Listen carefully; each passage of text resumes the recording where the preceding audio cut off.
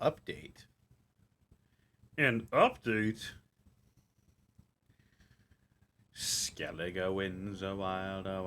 Skellige wins a wild. Oars in the morn and a tankard in the eve.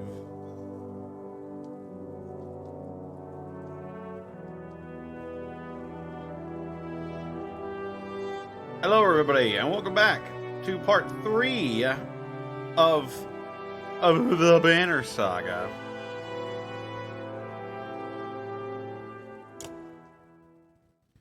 We'll get right back on into it. Well, we had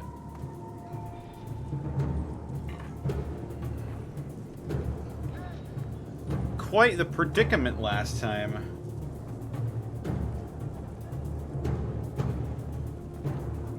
So our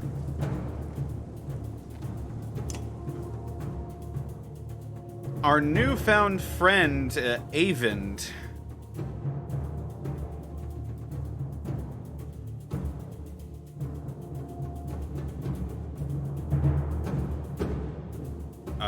our newfound friend Avend had a vision of his mentor and lover about the world's end, and apparently that facilitated blowing up this ancient bridge. But we know that the Varl are not blowing up the bridge, so to speak. So let's see.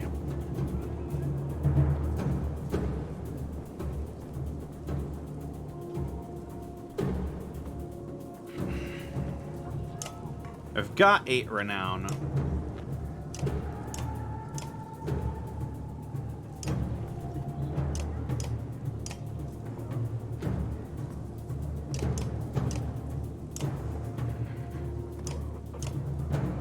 Let's go ahead and buy 4 days worth of food.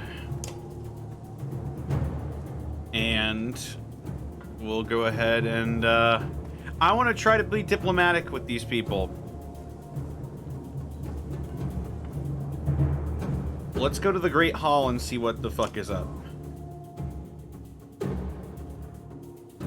You'll do as I say. I'm not here to argue. I'm telling you that we're dying by dozens every day now. You sent our best away with Hakon.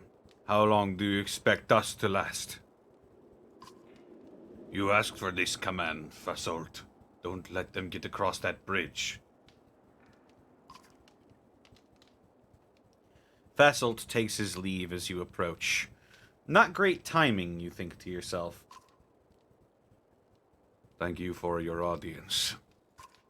I forget your name. Rook. Rook, how is Ingvar? Will he survive? I think so. If I remember Ingvar well enough, he hasn't told you why he faced down Bellower, did he?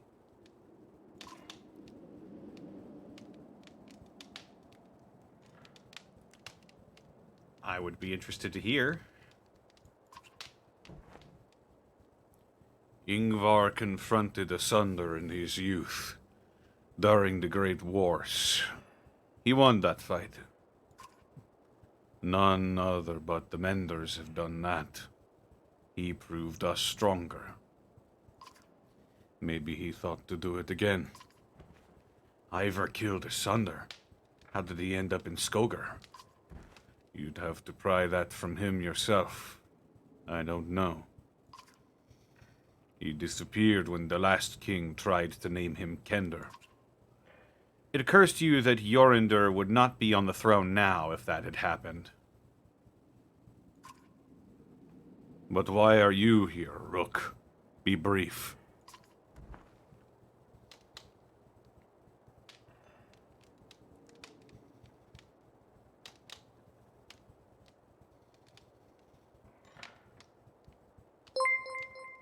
Oh, Zenlita, thank you for the 27 months. They tried to name him Kender without telling him that was a Kender surprise. God damn it. I'm offering to help take apart the bridge. That bridge needs to be destroyed. I'm sorry to waste your time. I should go.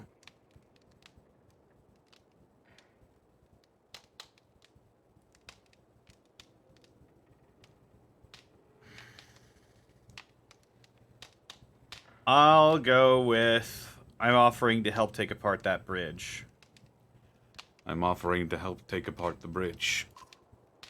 Human, if there is one more mention of that bridge... Njornder's mood changes almost instantly.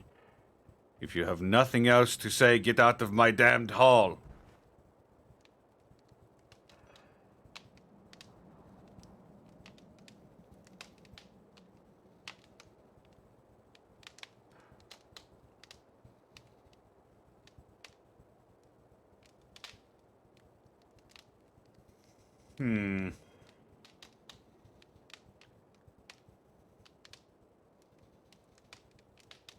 We're all at stake here. Oh, you have the answers. Wonderful. Come, sit upon the throne. Every man I've ever met thinks he'd rival the gods himself, if only he were in charge. I am over 400 years old, and I know that little. And I know that I know little. You are a child, an infant, yet you know everything. Listen, you jumped from that bridge today, the world would not change. Now either help Fasselt retake it, or leave my city. I do not care which. The guards are quick to usher you from the great hall.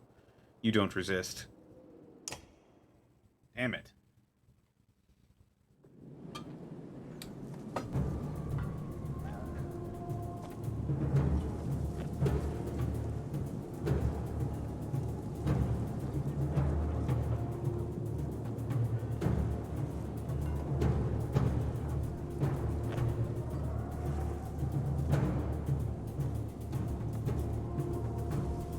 I got real quiet? Shit. Yeah, I don't know. I need a new preamp.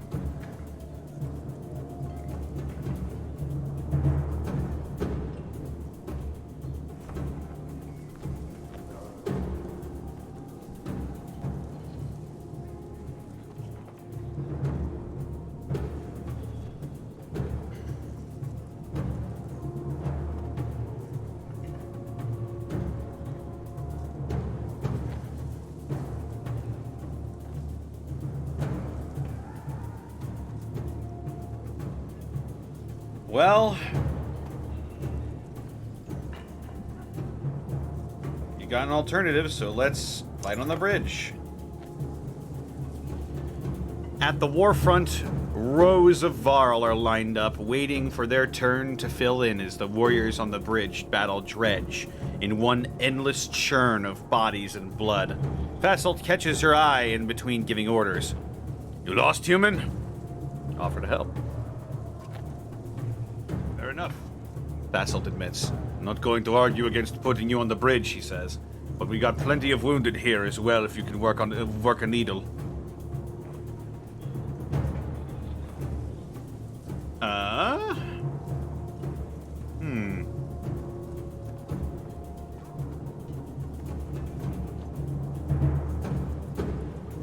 I wonder if that will require supplies.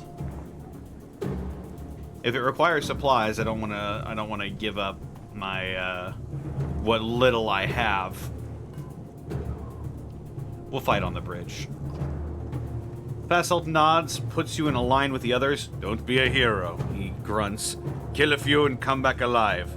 A slow terror starts to creep in from waiting to go into battle, but eventually you find yourself face to face with rows of Dredge, packed shoulder to shoulder.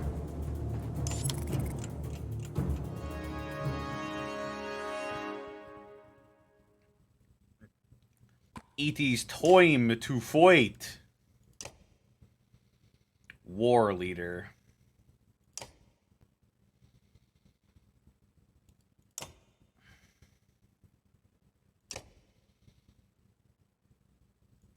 Oh, we gotta get Hogan in there, brother.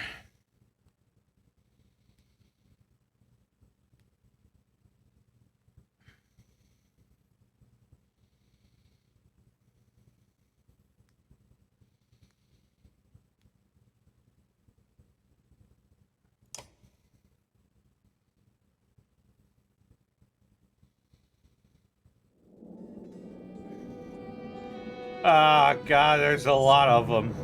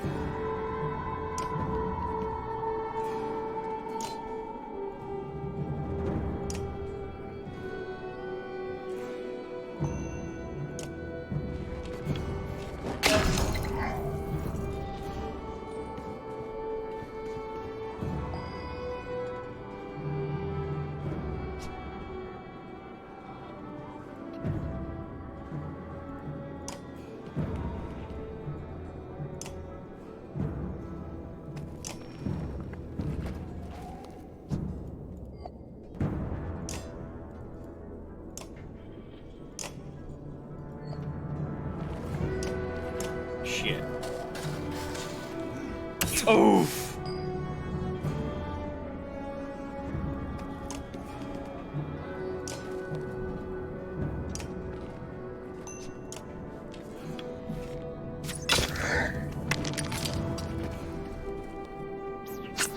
Oof.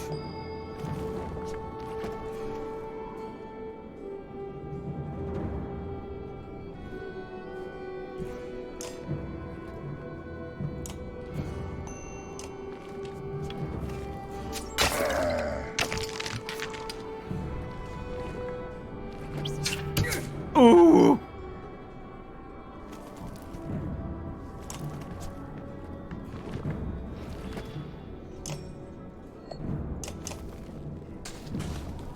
Don't do it.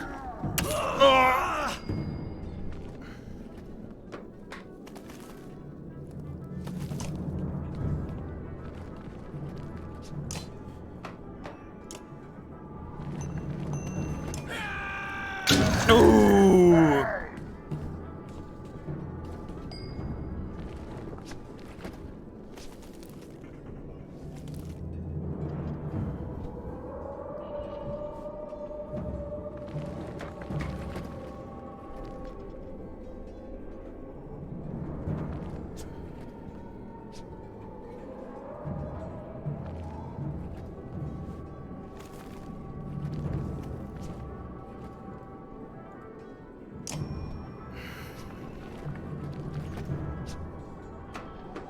I think Rook is about to get smanged here.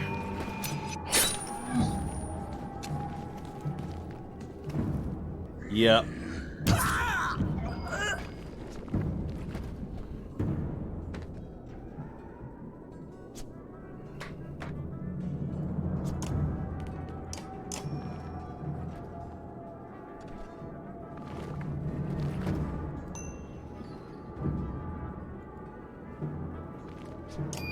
Krakatoa!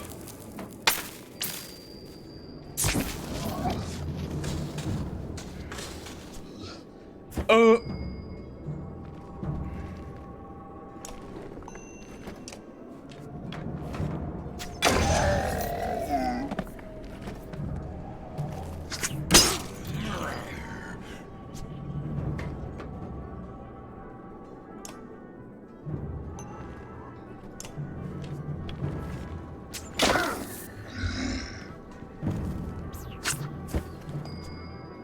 Ha! You missed.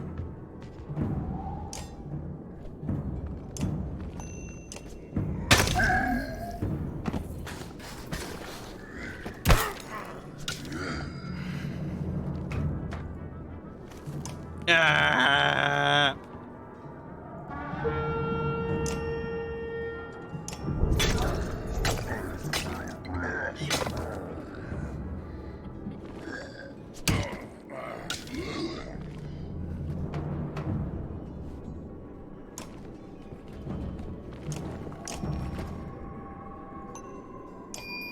Whoa.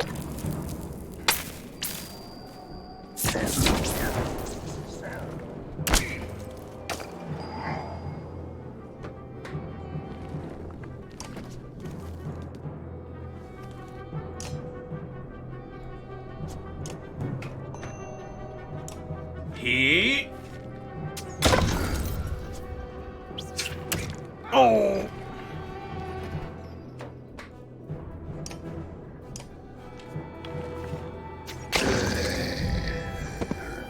No.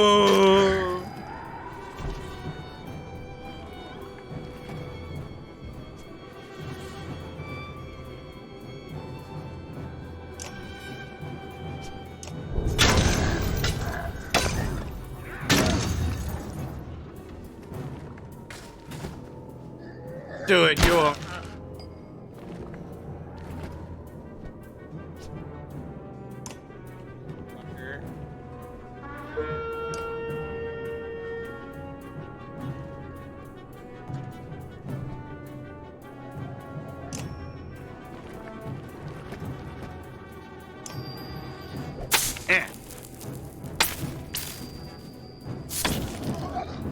Fuck, I was hoping that would kill him.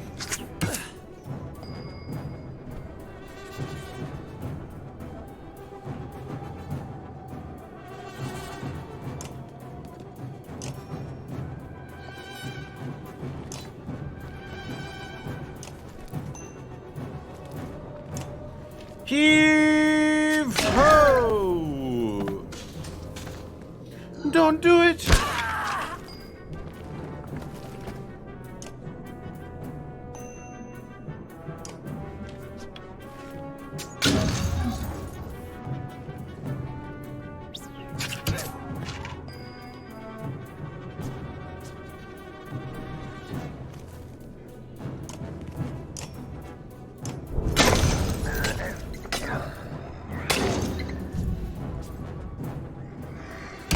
Oh!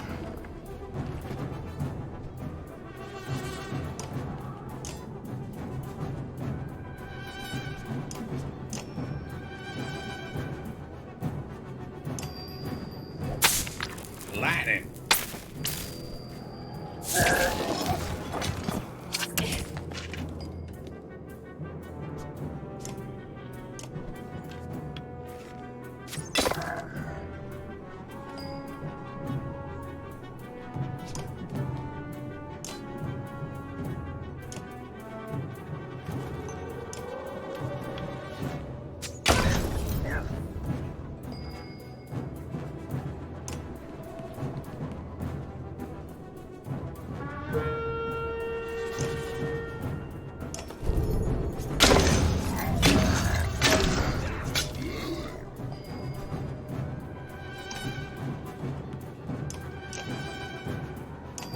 Die!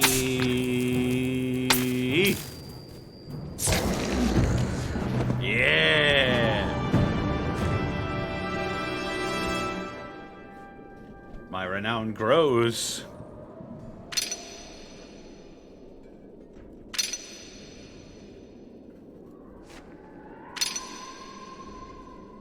The Rook has been injured. Basalt has been injured. Woo! You'd swear the fighting is getting more vicious and dangerous. Again, you let the next line of Varl push into battle when you don't dare to risk it anymore. Come back tomorrow if you're looking for more, says Fasalt. You sleep poorly, Avin's suggestion to collapse the bridge repeating in your mind.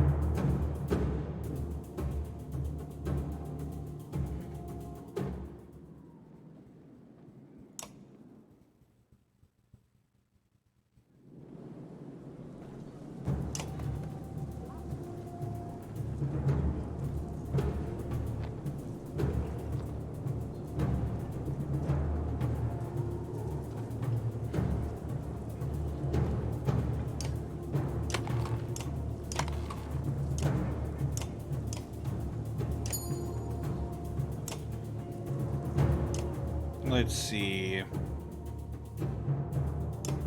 Hogan.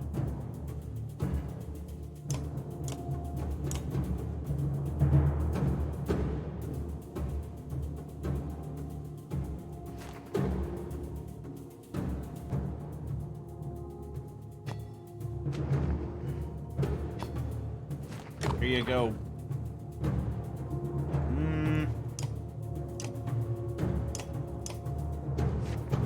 Here you go, brother.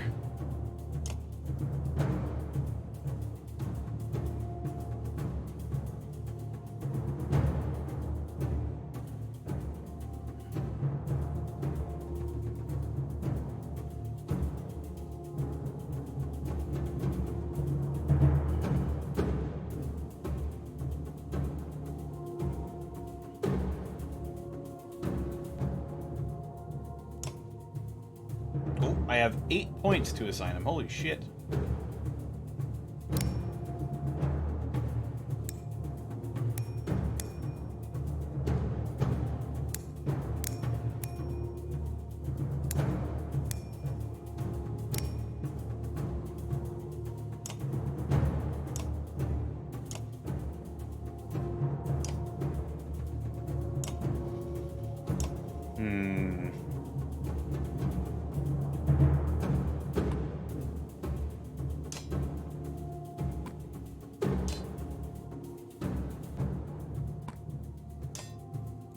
The lads.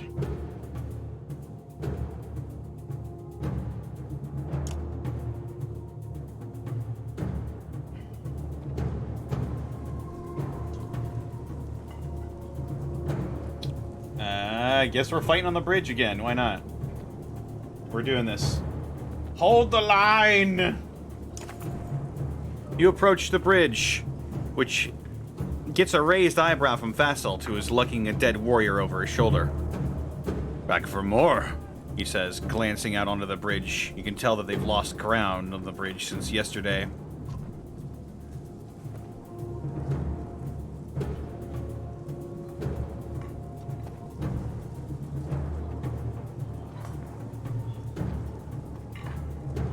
What's the plan here? You ask with concern. I just do what Jornder tells me. I just do what Jornder tells me. Replies Fassalt. And right now we're killing every dredge on that bridge, so throw in or piss off. If you don't want to fight, help me clear bodies off the bridge. Our warriors are getting choked up around them. Let's fight again. You know the drill. Fassalt says as you prepare yourself for another perilous fight. You're starting to wonder what the point of risking your life is if there's no progression to be seen.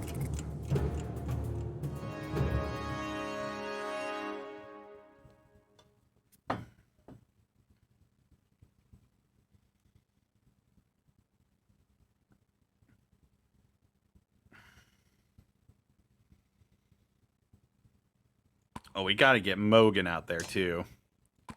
And let's yeah, there we go.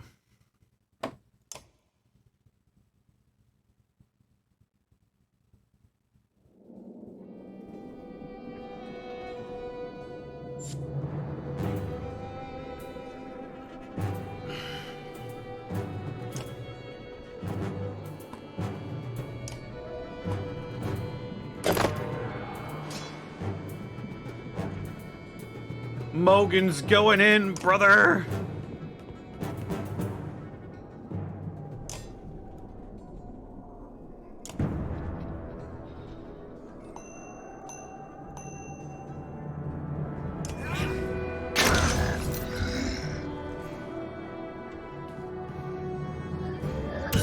Fuck!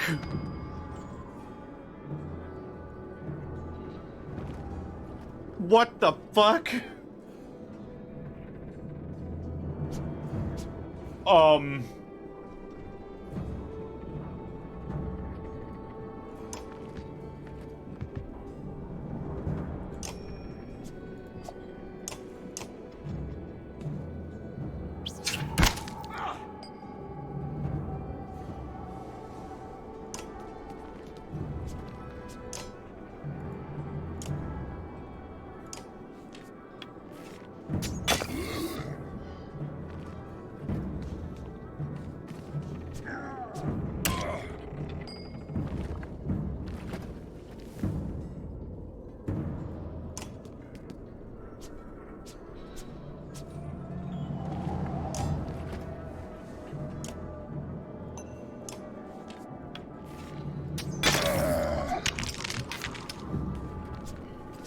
That big dude just hit him for... Oh, fuck.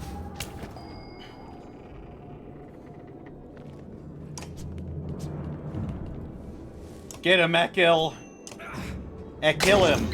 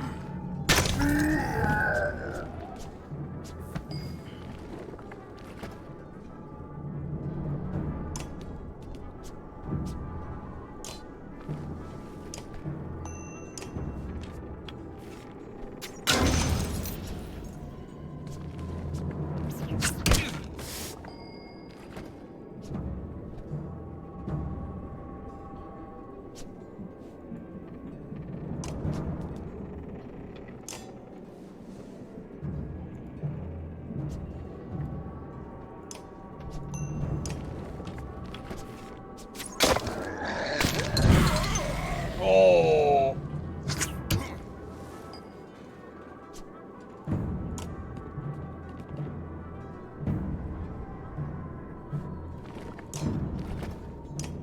Go on, Echo. Hit him where it hurts.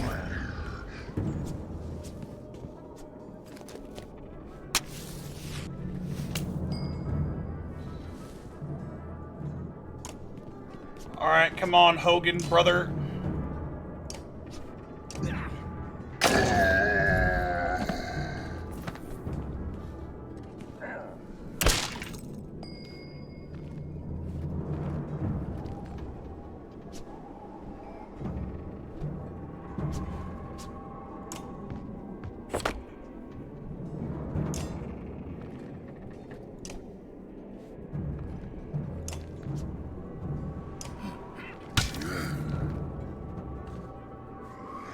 Fuck!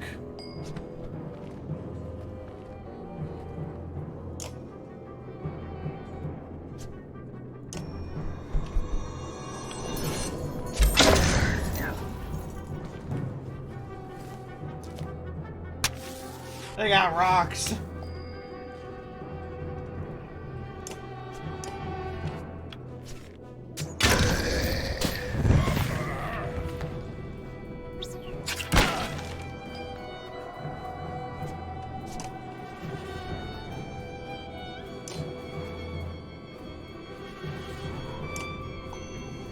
Get it, Mogan, or Ekil, you crazy bastard. Oh,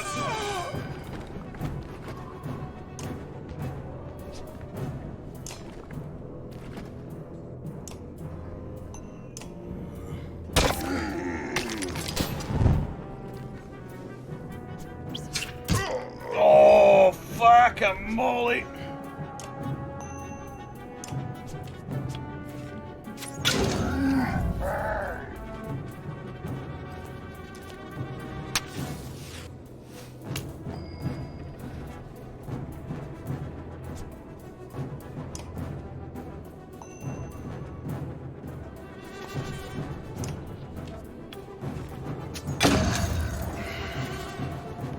Don't do it.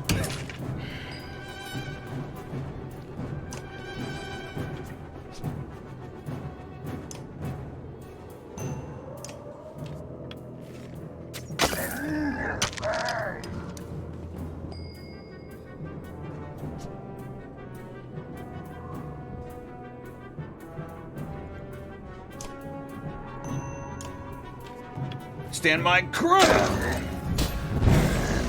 Ah! Blew up his own guy.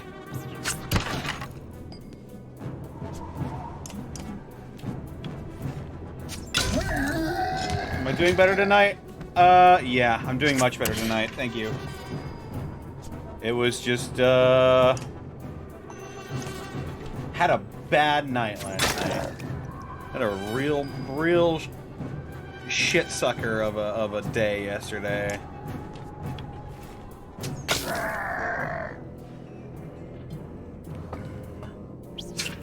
Oh.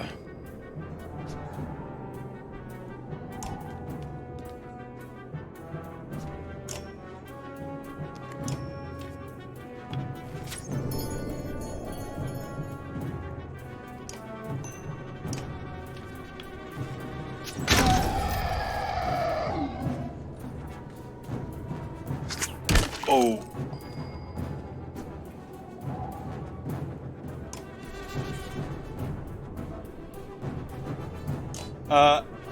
No, I don't think they're dead. They're just injured, I'm sure, but that was a rough fight. A Pyrrhic victory.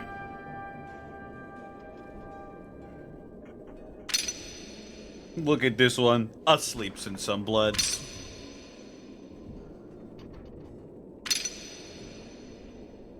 Hogan and Mogan have been injured, as well as Ekil.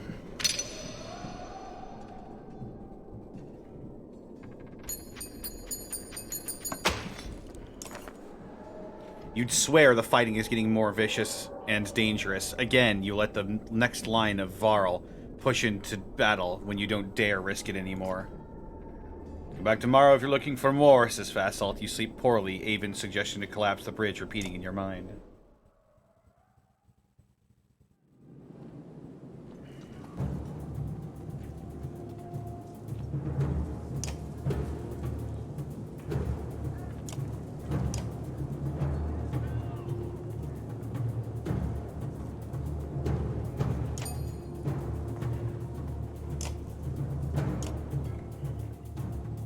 Grind location? I have no idea. Can I don't have enough.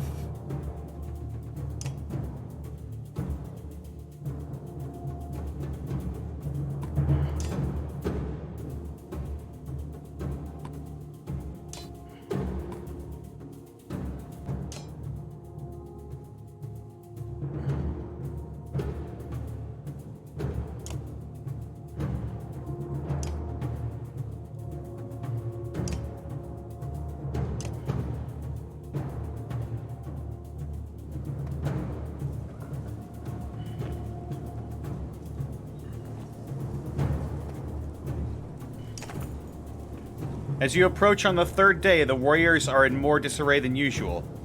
Where's Fasalt? You ask, one of the passing Varl. Didn't make it, he replies.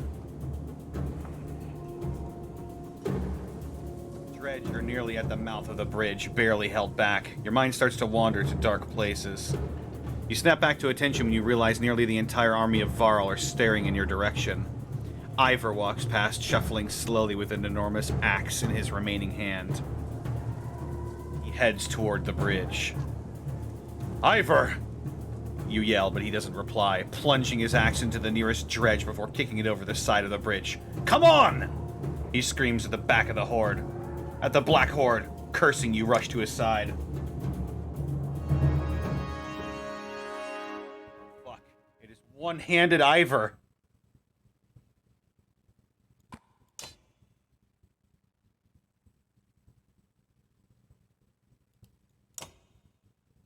Farting Yord. Your level 4 will give you the Farting Yord.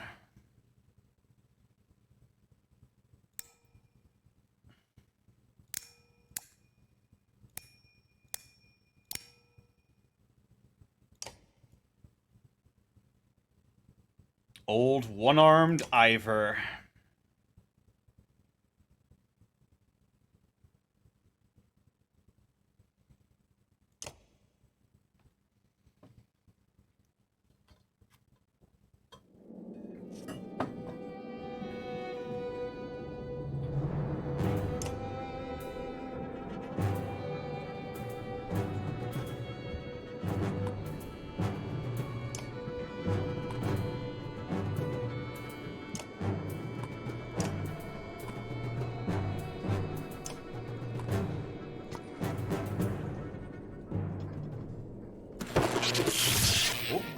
I hit the wrong button. Hey, we haven't seen this screen in a while.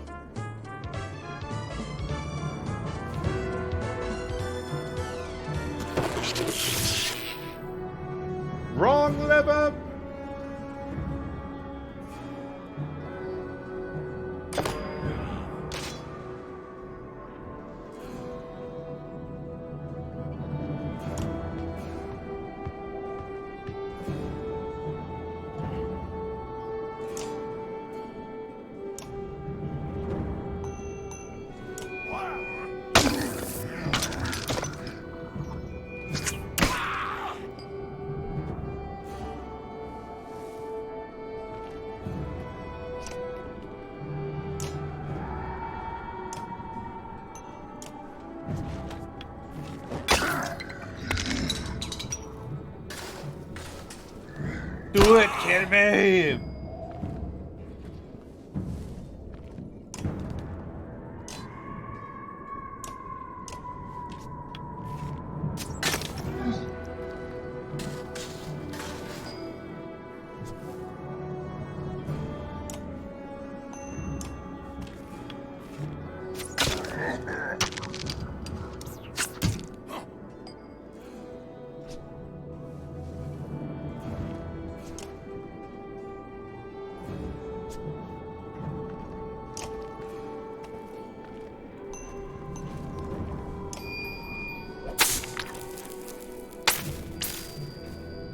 Die!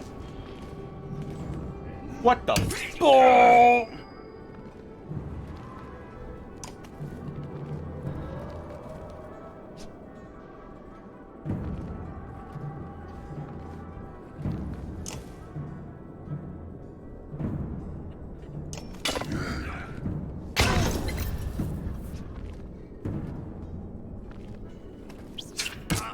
Oh!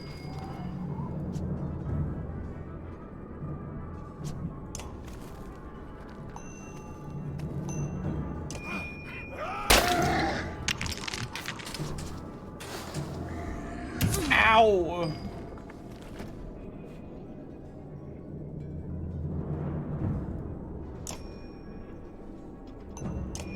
Hey! Oh!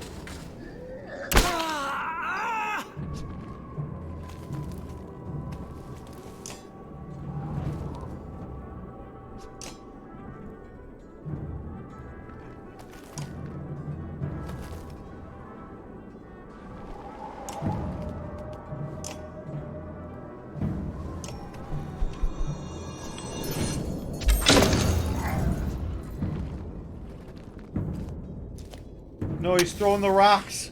Is there a flanking mechanic in this game? I don't believe so, no.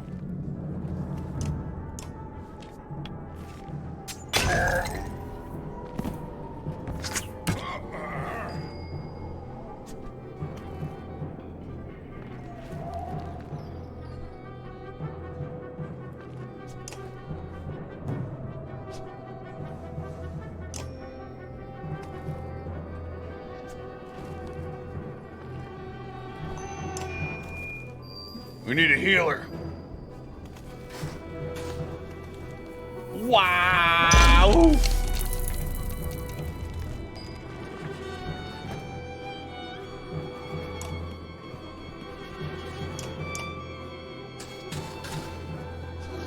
Do it, hit me!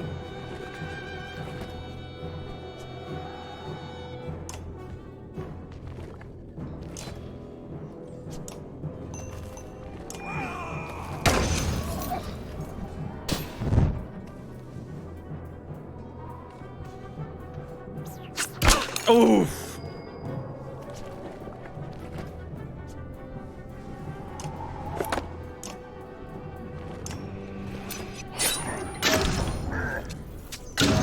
Ooh! Oh shit, get it, Dalter.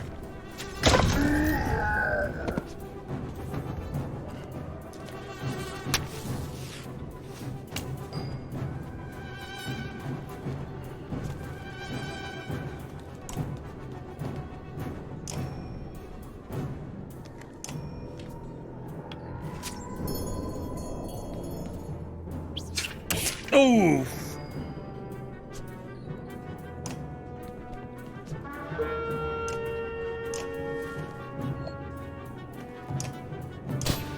Shit! Oh, fuck!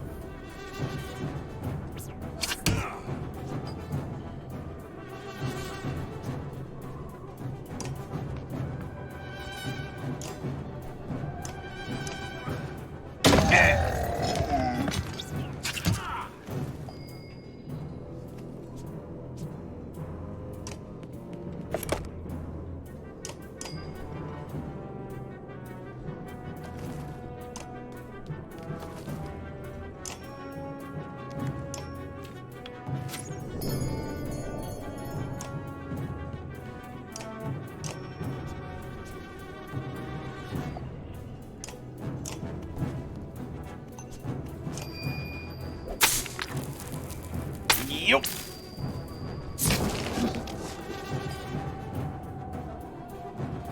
Come back here, coward.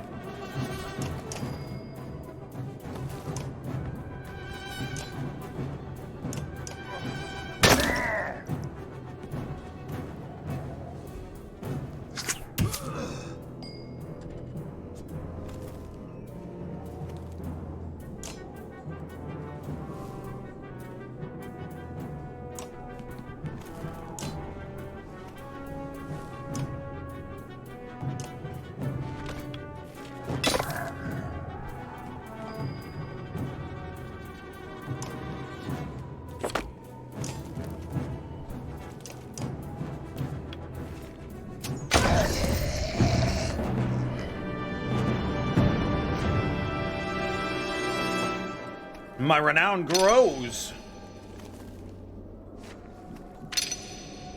Let know you've been injured, my daughter. Sorry, I'm not sure. That wasn't for you. God damn it.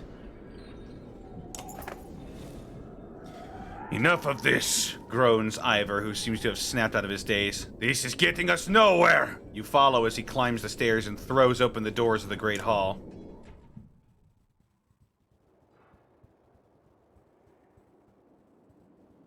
Ingvar, glad to see you well. You swear you catch a note of trepidation in the king's voice. Jorinder, enough.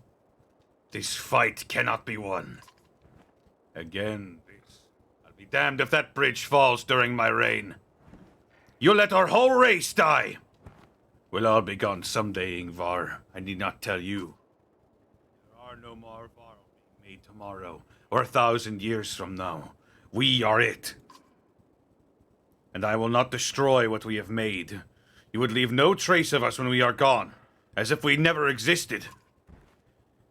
I know this, but yours is the voice of many. I know that the Varl are equal. The day of Kender are gone. I ask these Varl, all there is left in the world, to follow me and live another day. Who do you think they would choose? The weight of the air in the Great Hall becomes so thick it nearly suffocates you. Silence continues for ages. Go on. Take the Mender. Destroy the bridge. Do it and leave. Take whoever would join you and do not return to my city. The alliance of man and Varl is through. Ivor is almost out the door before Jorinder has finished his sentence.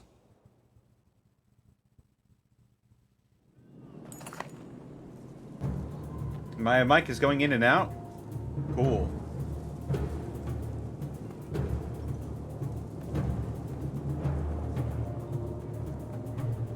Did I try the Dead House Sonata tech demo yet? I did not. I need to figure out how to get it running.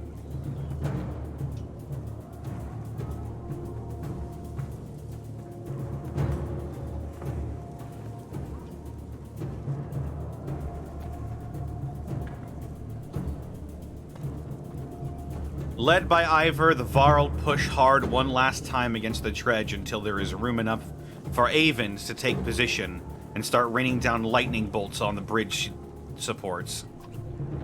Before long, the masonry is a shattered mess and begins to give under its own weight. Varl and dredge alike race to escape the collapse. When the dust clears, there's a gulf between you and the... Gotten what you wanted, says Jorinder. Now leave. If I ever see man or Mender again, it'll be too soon. Avend tells you. Juno will be waiting for us in Sigarhol. Despite the end of the immediate threat, many Varl choose to join Ivor instead of following Jorinder. You depart with a long caravan at your heels. Chapter 6 of Our Bones, the Hills. Well,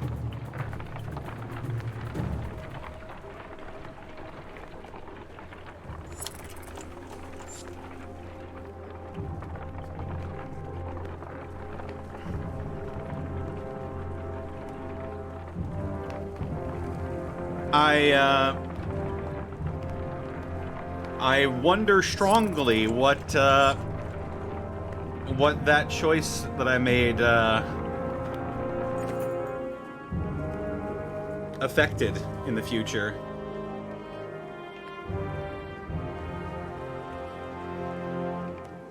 Also, let me go ahead and try and see if I can point my mic upwards so that you stop losing me when I turn my head.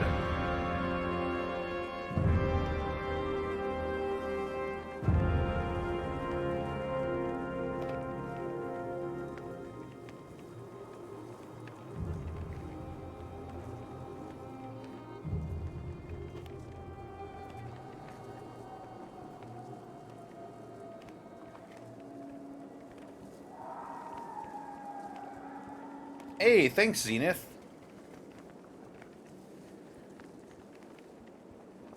Yeah, I stuck to my guns, and I didn't blow up the bridge immediately. I didn't blow up the bridge against the king's say-so. And even though I got his go-ahead, I got the king's go-ahead to blow up the bridge, the alliance of Min and Varl is over now.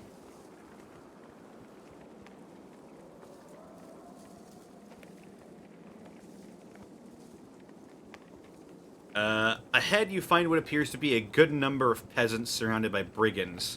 One of the armed men looks over his shoulder and says, "Gods be damned, this is all I need. Listen, don't interfere and one of these supply wagons is yours." While remaining silent, the peasants plead to you with their eyes.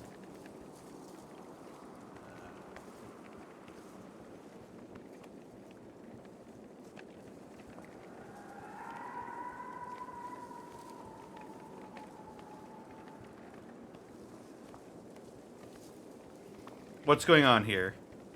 Nothing concerning you, he replies. And before you start telling me otherwise, these are my clansmen.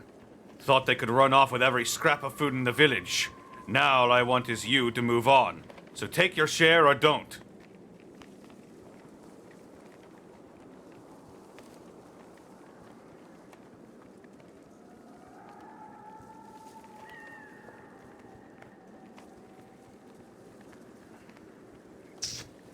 We could really use those supplies. But what will daughter think?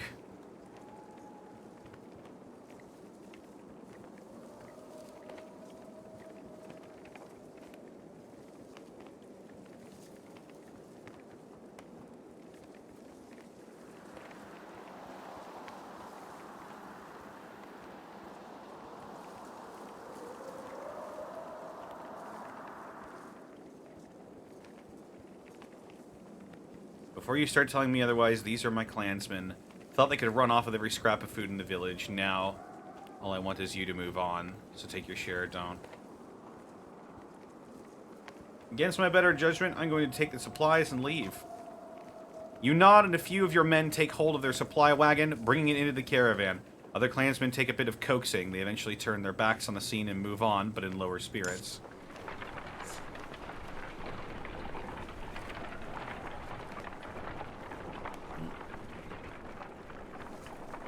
Hydrate.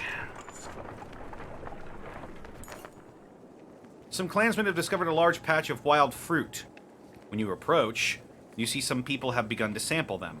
A mother frets about whether they're safe after overhearing one of the children say it tastes funny. Others start gathering by the basket full.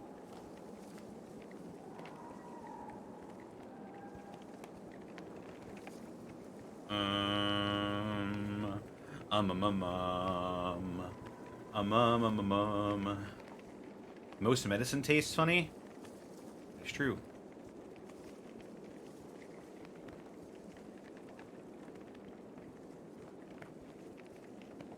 I'll observe someone who already ate some fruit. After a short time, you note the slurred speech of a young man partaking in the fruit. Besides a little drunk, he seems perfectly fine.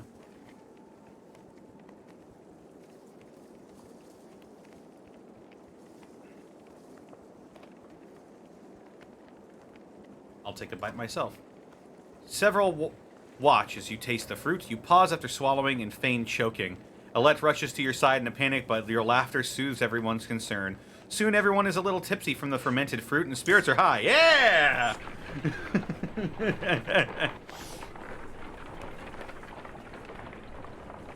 Woohoo!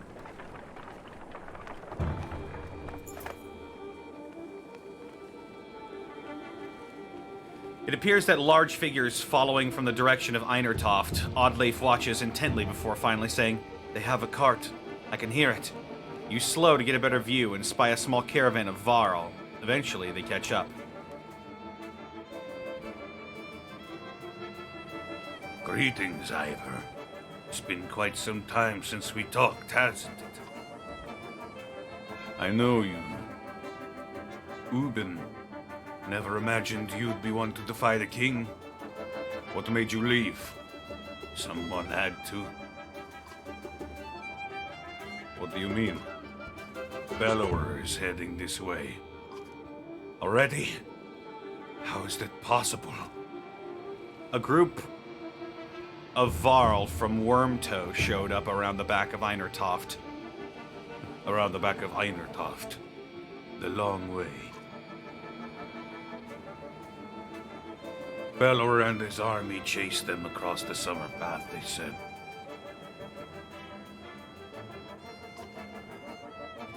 Past the Wormtoe. That doesn't make sense. Bellower was at the bridge. Must have doubled back after that serpent appeared. While he fought on the bridge, he led half his forces around to approach Einertoft from behind. The attack on the bridge was a feint. Don't let anyone tell you the Dredge aren't clever. Einertoft will fall within a day. Maybe not. He's following you. I thought one of you might know why. You exchange nervous glances, but nobody speaks up. Must be me, then. Is there something I don't know? It's quite a grudge if he's coming for you. He's holding if he's coming for you, Ivor. It doesn't matter. Our only chance is to get to Sigarholm. Juno will know what to do. We'll join you. I bring supplies and warriors. My friend Gunnulf here bears a heavy sword. I believe he'd be happy to swing it for you.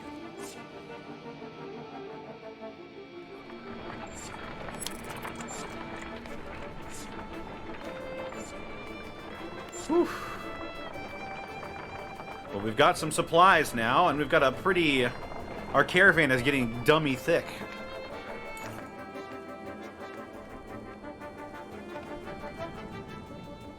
The caravan stops at a split in the road.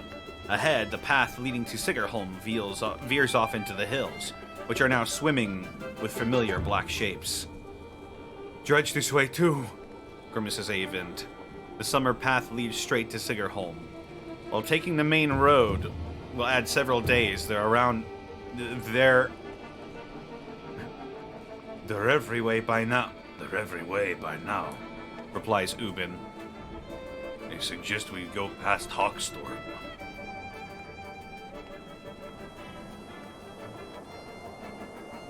Let's go around past Hawkstorm.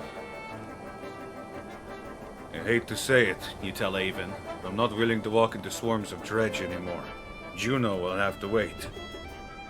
You turn toward the long round around Hawkstorp instead, hoping you've saved lives.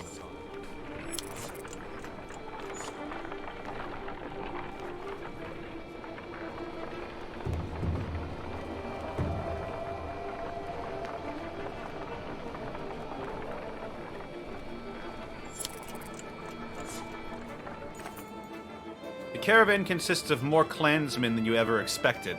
Accusations of stolen chickens, missing heirlooms, and concerns over daughters' virtues are the sort of things you hear relentlessly. Even fighters complain of spreading too thin to protect everyone.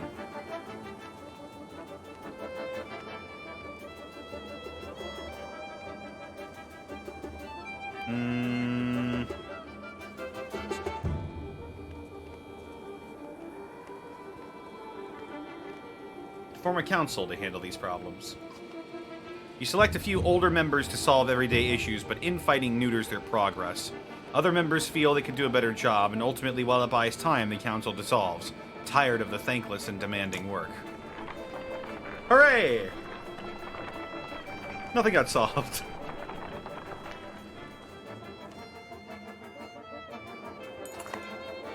You enter a village of miners who want to know what's been happening recently between the rumblings of the quake and the sightings of dredge in the distance. As you look around, you see a lot of elderly and children, and know these people will only be more mouths to feed.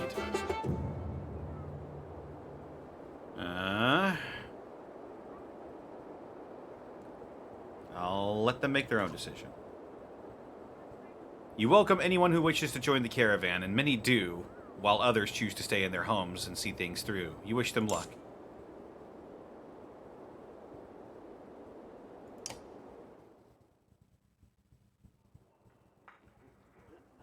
Don't talk too much, do you? You approach the massive green-clad Varl, who is sitting quietly by himself eating bread. So, just wanted to know anyone who can cleave a dredge in two like that a little better. I'm Rook. What to know? Ubin asks me to chop a dredge in two, I chop him.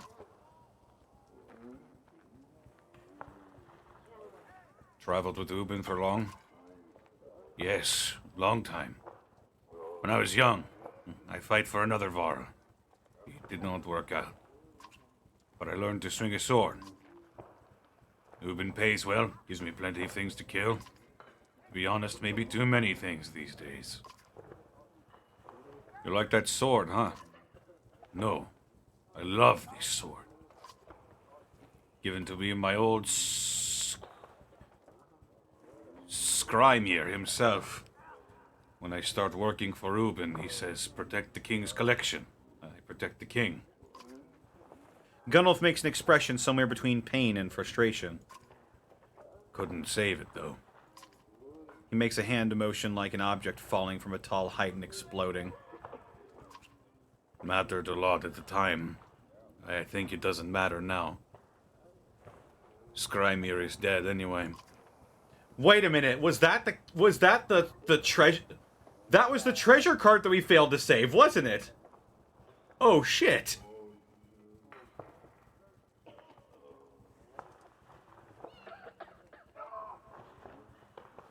If we had managed to save the cart, would that dialogue be different?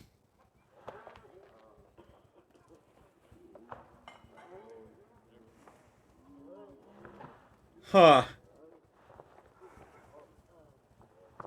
We did manage to save. No, don't spoil it. Don't. If it's big, if it's a big deal, don't spoil it.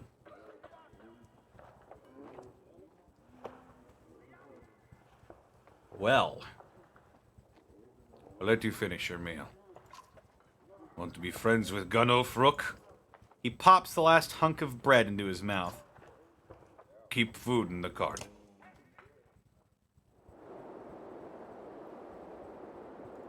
Alright.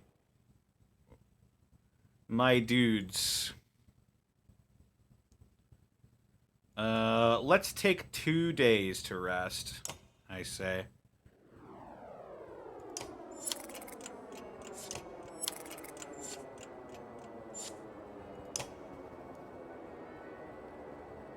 Skewed. Ceremonial dagger commonly carried in a hidden place on the body, giving enemies second thoughts about getting too close. Skewed.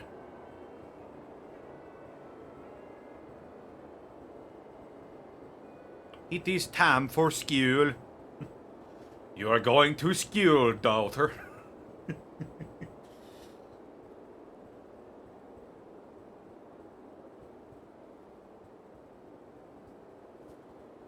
-1 aggro. That might be useful for...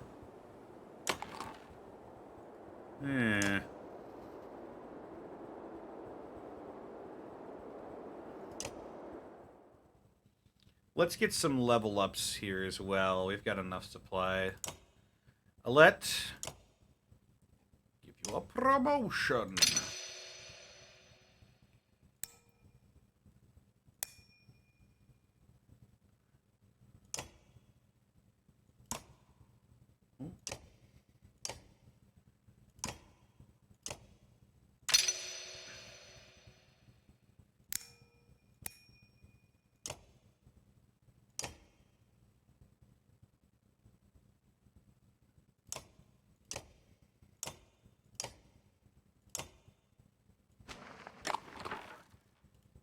What is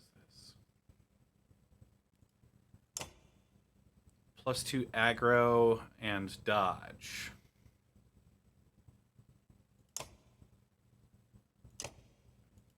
Give that shit to Mogan, who can't get it yet. I need more supplies. Alright, we're gonna have to use the rest of our renown. Let's get... There we go. We'll have 10 days worth of food. That should be enough, right?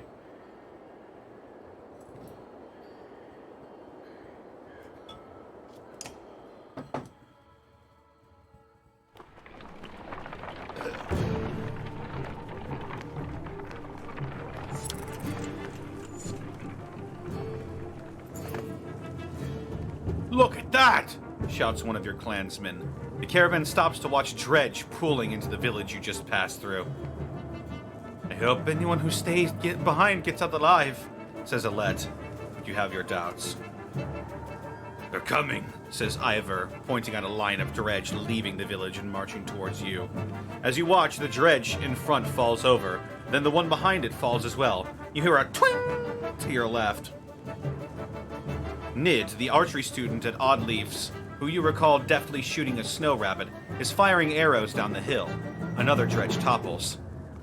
That's incredible, says Odd Leaf, squinting. But we should get out of here.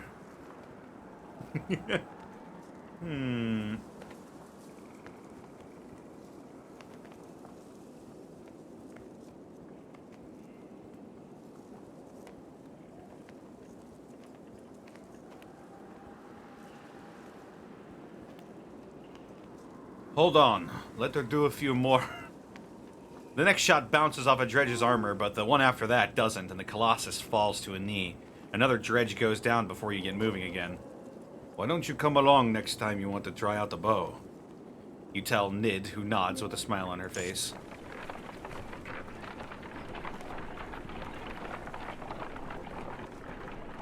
I think we just got a new fighter.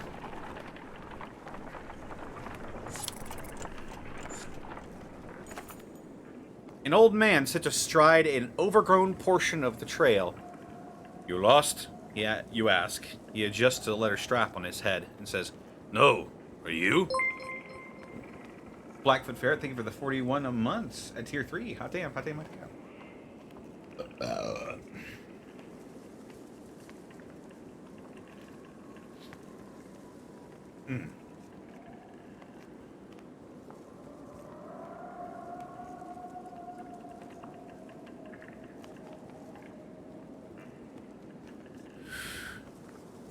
He jumps and shuffles toward the caravan, his tattered clothes revealing no weapons.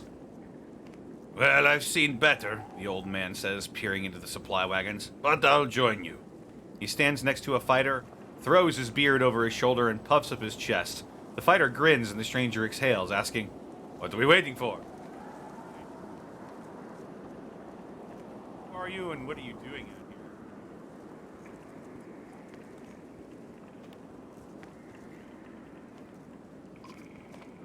Call me Unar, or anything else you'd like, the old man says. A man goes where he pleases, doesn't he? His stern look is more comical than intimidating, but you stop looking for answers. Well, you're welcome to join if you can keep pace. Keep pace? The old man puffs through his mustache. No fleeter than old Unar.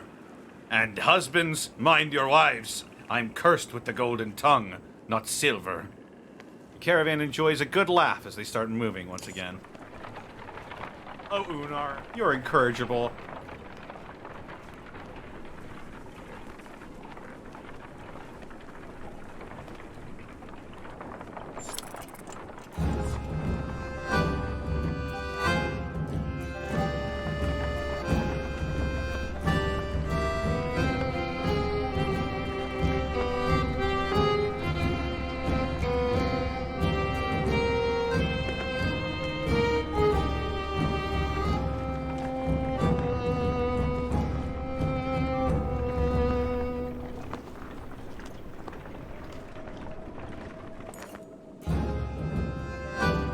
Godstone of Dunder passes around you. In the frozen climates here, it looks like the rock has split and is falling apart, held together only by the deep snow. Curiously, when standing between the stones, the wind drops off completely, picking up again once you pass through. I almost wonder if we should rest here for the night, Says Ivor, who seems to have noticed the same thing. with all the snow around it. Dredge might not even be able to find it. Why the fuck not? Yeah, let's stay here overnight. You walk around camp before settling in. Along each strand of Dunder's massive beard is carved a different part of history, of his story. And you turn your head to and fro to read it. While the Loom Mother was the first to create, she soon found a counterpart in Dunder, who embodied her ideals in a masculine form. Dunder took some of her creations, gave them beards, and showed them the secrets of smithing, though many remember him just as fondly for teaching them games and songs of birth. I like the idea that I like the idea that it was just in the beginning there was woman, and then this guy came along, gave them beards, and called them man.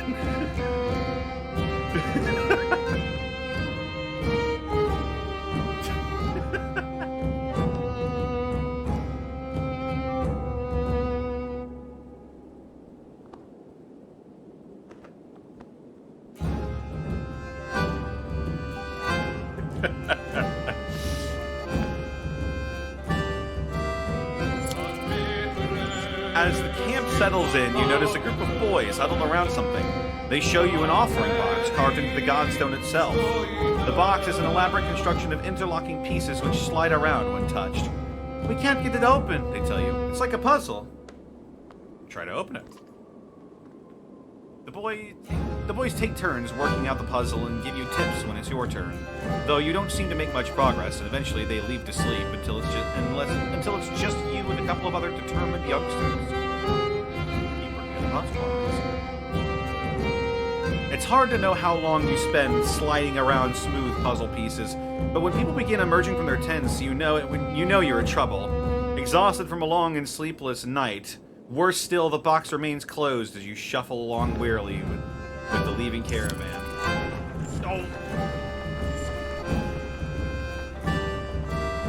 Dunder.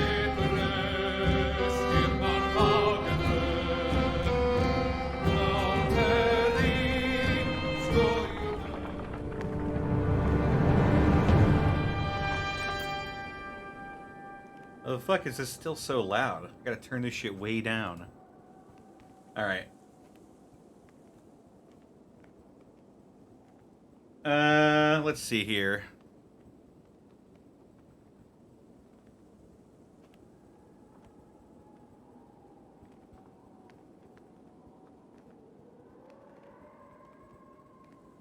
Hang on. I hope this isn't ear splitting.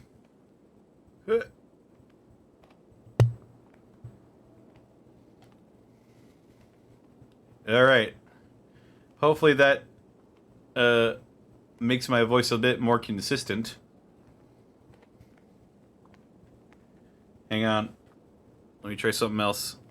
Yeah,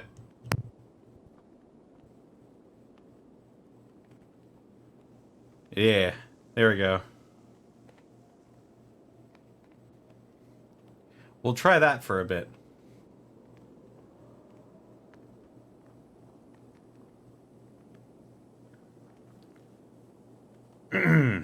A well-tended farm with plenty of livestock draws the caravan's attention. Upon your arrival, the farmer and his workers stand defensively within plain sight, crude weapons at the ready. Their crossed arms make their thoughts clear without a word.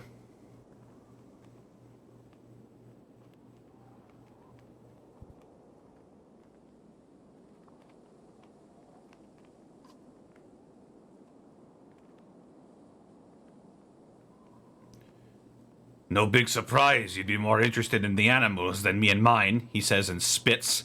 The answer's no, and I'll have these men watching you, so none of my livestock just happens to follow you away.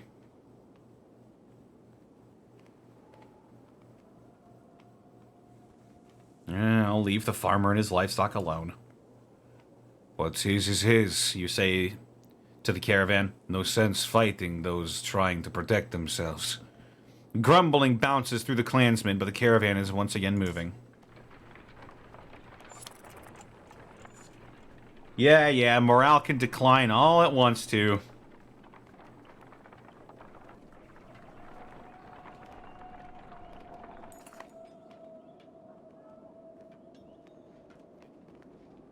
Hello? Great.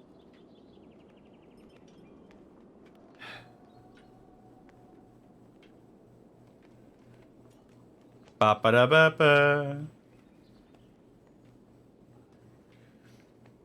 In the distance, Hoxtorp smolders like an old campfire. Even from here, you can see black figures shambling through it. That looks like a dead town, Remarks Ivor, confirming your impressions. There's usually survivors. Oddleaf reminds you. Check it out just in case.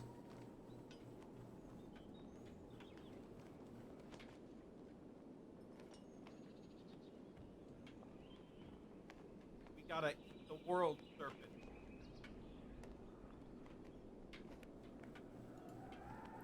What the hell is happening?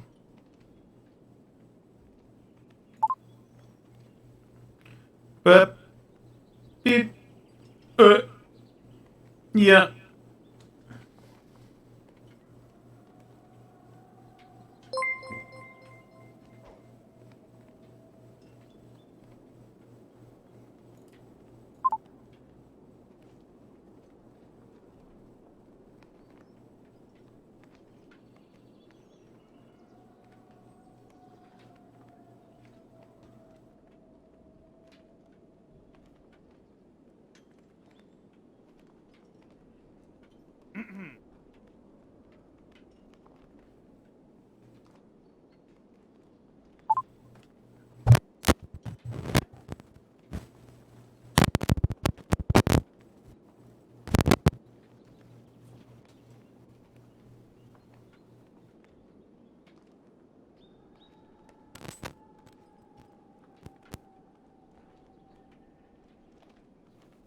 Put it up.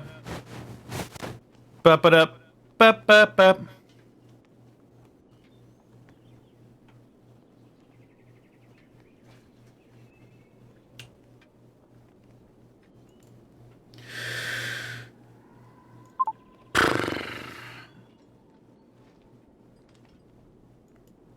Fucking hate this. I'm buying a new preamp as soon as I fucking can.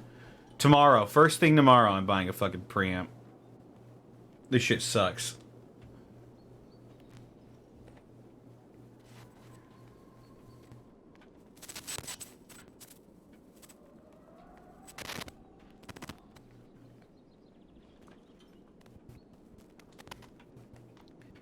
I hope others would do the same for me.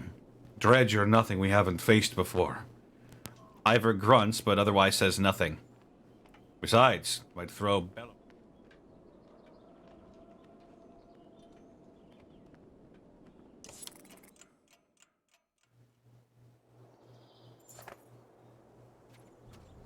As soon as you've stepped foot in the small town, you think you've made a mistake. It's thoroughly littered with corpses. Within moments, the dredge are upon you as though you'd stirred up an angry hornet's nest. You draw your weapons.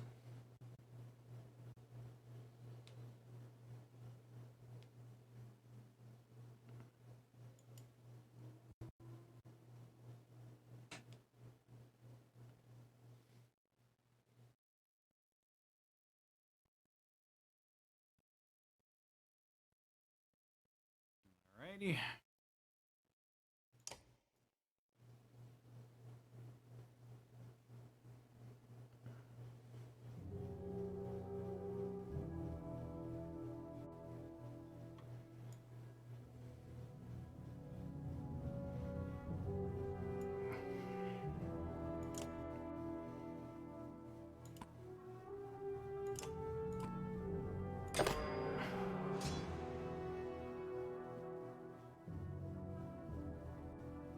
Bidoof.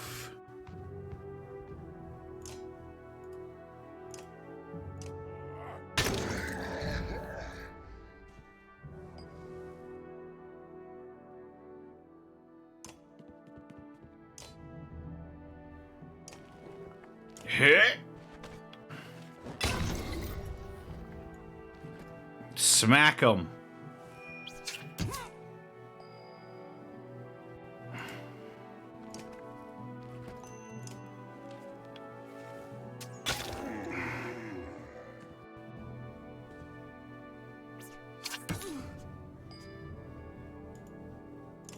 Cut it out.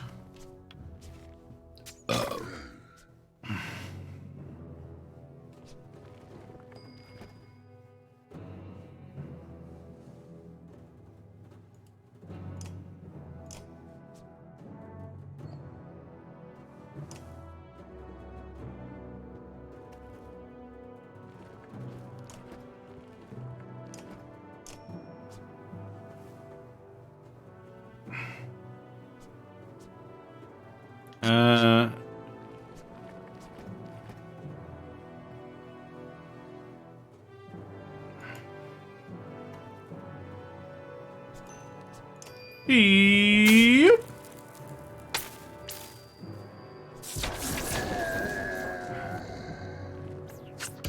Oh.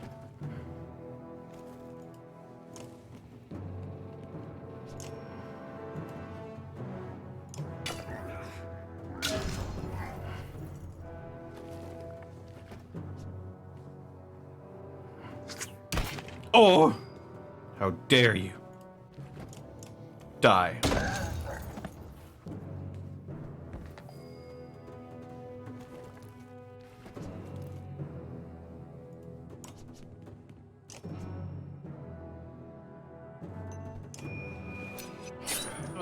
Fashion cola.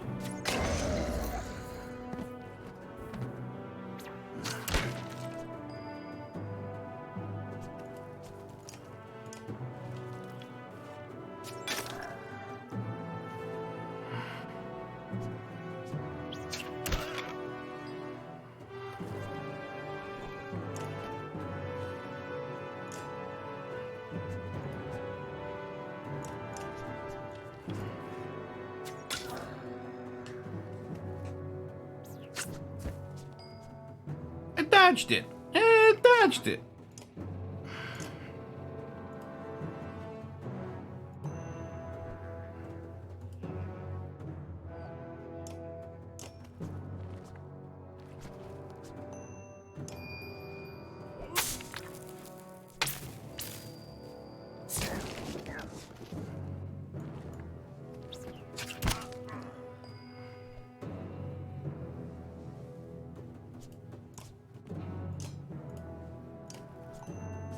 Hurt.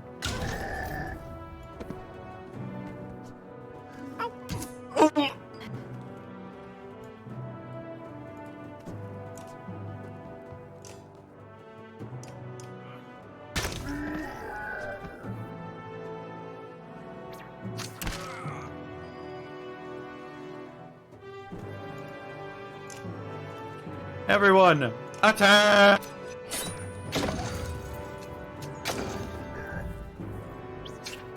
Oh!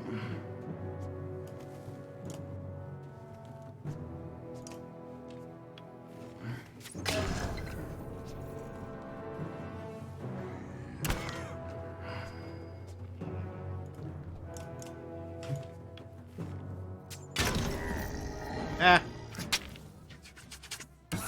Oof.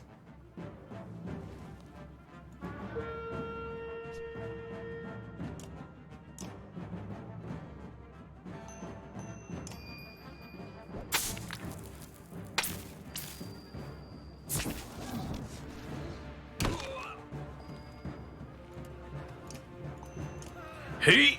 Ugh. Pillage. Oh, fuck, what the... Oh, he died.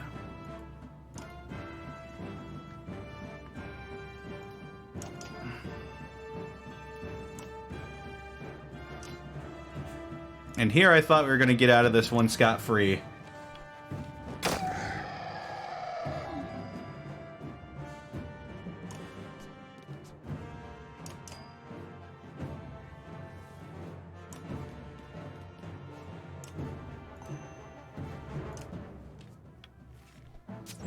Dead? No, I don't...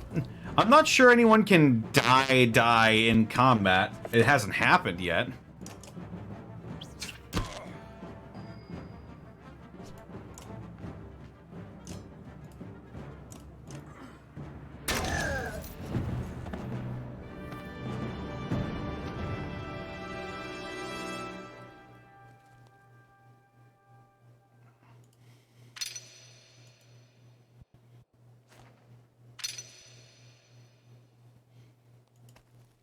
Yeah, he was just injured. Hey, that's 10 renown, baby. This town is nothing but ghosts, and now covered in more dredge bodies, too. Remarkably, as you're about to leave, you find an old man sitting quietly in a tattered market stall, with a couple of items in front of him. He hums to himself as if nothing were wrong, and seems to be in shock.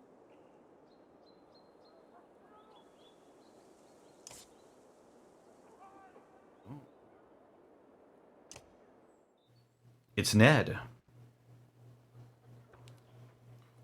I don't know if we've ever spoken. I need your rook, I know. We've actually been traveling together for a long time. Isn't it strange how you can be so close to people and not know them? Every day I pass people I swear I've never seen before. I wanted to thank you for letting me join you. Have you always been such a good shot? Honestly, I never even tried before Oddleaf made me. Spent my whole life making clothes, cleaning. Oddleaf's good, but I don't think it was her doing. It feels right. I just...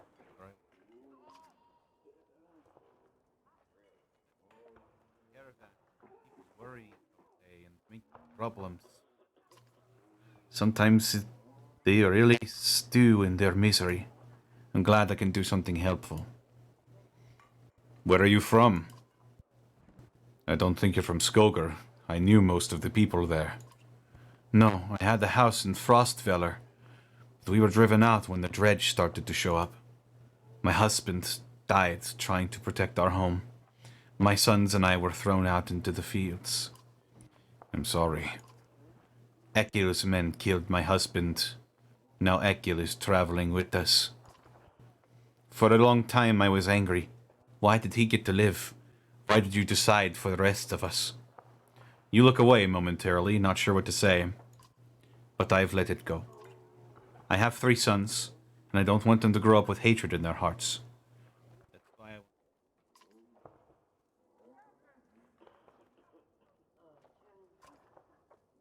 don't think anything of it. We all have our own problems to deal with. You know something. She returns to her tent where her boys are waiting for her. New fighter!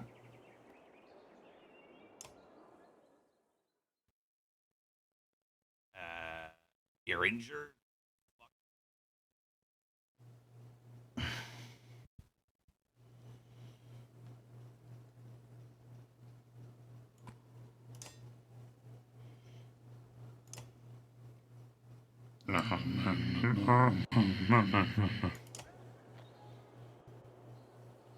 Is he dead? No, Ekkel's traveling with us. The Jarl Seal. Oh, Balgriff. Oh, Balgriff. Show us your pussy.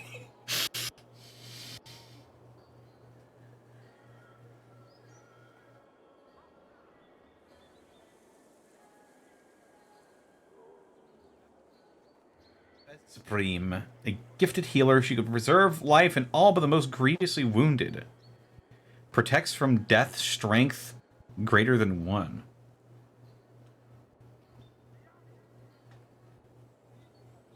One will per turn. A stamp symbolizing a chieftain's will passed down from father to son and kender to kender. plus 10 dodge.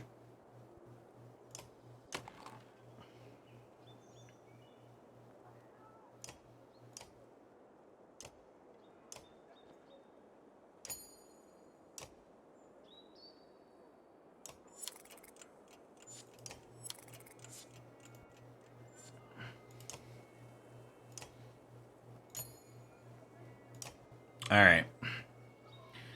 Let's hit trail. I am Yar Balgriff, and I be ballin' swag.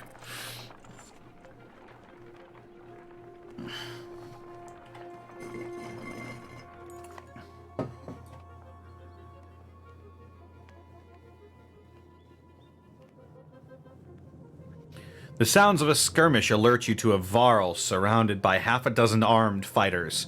One man spots you and shouts, "Leave us to our business! This Varl killed my father without reason!" The Varl is about to respond when a man attacks. The giant SWAT.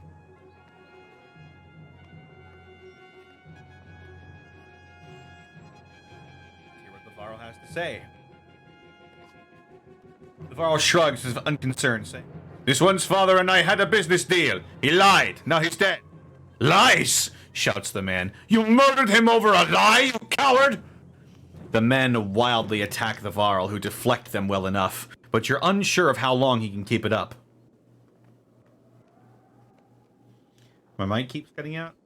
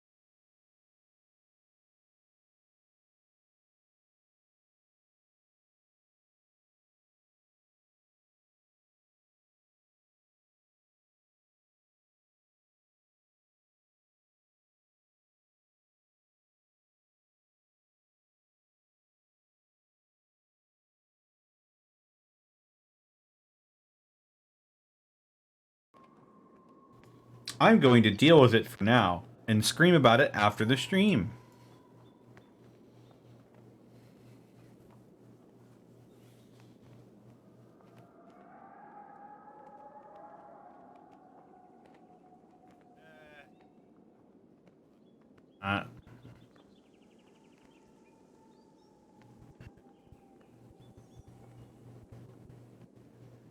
I don't know what I want to do in this situation. Batman?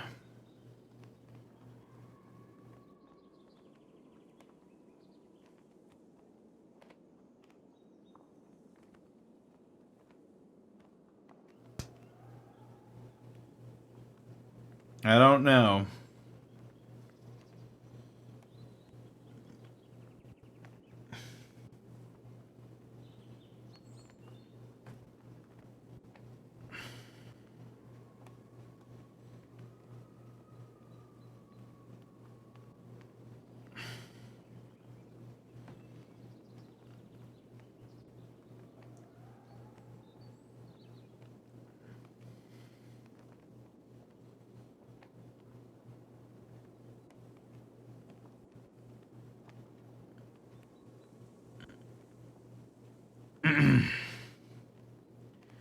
I'm going to let them settle their own dispute.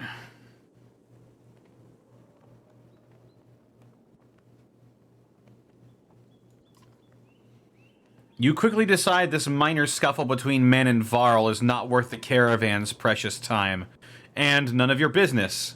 Your warriors return with you.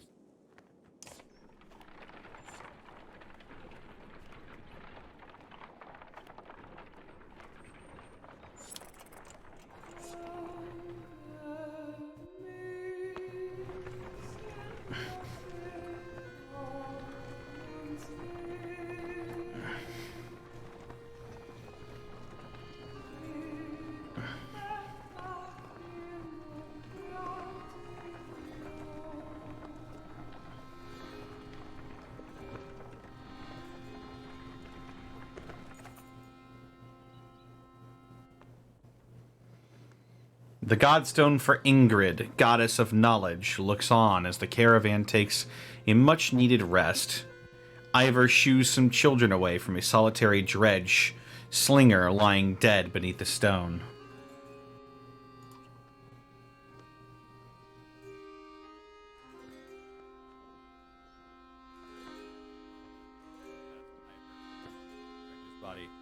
I don't think so. He replies. Still, couldn't hurt to have a few guards look around. Hours pass without warning. Inspect the godstone. Ingrid's godstone is carved with ancient runes, which don't make much sense to you, though Avend tells you some of the Menders have deciphered them. It's how the Menders learned the language of gods. Past the largest stone along a series of slabs contain more writing, all the way down the hill. The odd thing, he tells you, is that the writing occasionally changes depending on who's reading it. Usually it describes the history of the gods, but it can be about nearly any topic. Sadly, Avend doesn't know how to read it himself. Juno could, he says. Pack up and move on.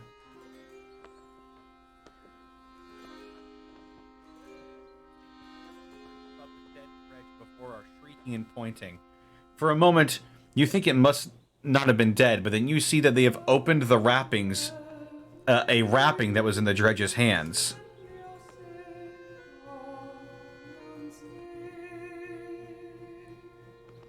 Oh shit.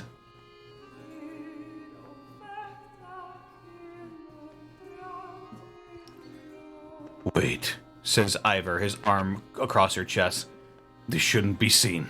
Get everyone away. A chill sweeps over you. Alette pushes past and gasps, "Stop!" And gasps, "Stop!" shouts Ivor, but the curious onlookers have already seen it.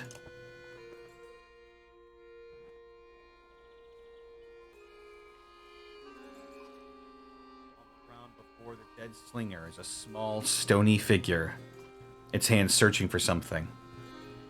That's a baby.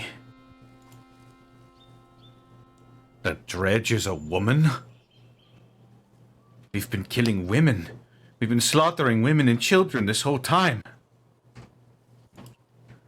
Leaving them to die. In the war, it's only the males who fight. We've been fighting these dredge the whole way. Why are women with children on their backs attacking us?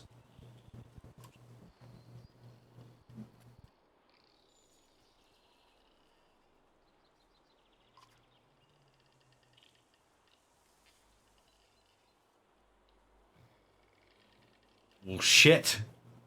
I thought they were own like a terracotta army or something, but made of obsidian. That's weird.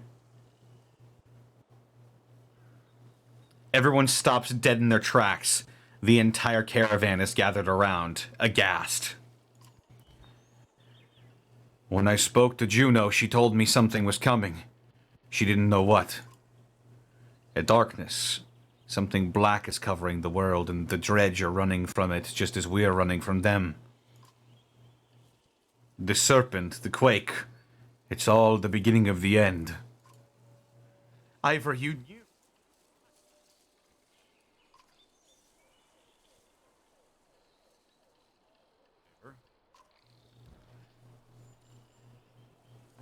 When I was young, I killed one of the Sunder during the Second Great War.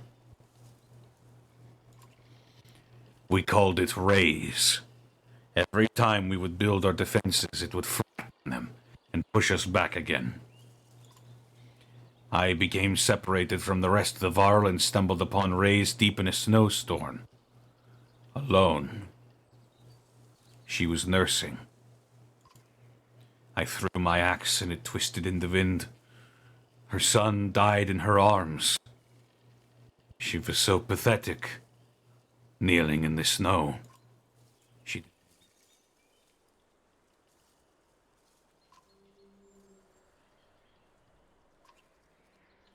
When I found my way to Grofheim, the Var wanted to make me Kender, next to be king. I left. Walked until I ended up in Skoger, where no one knew what I had done. The only sound is the wind blowing through the trees. Holy shit.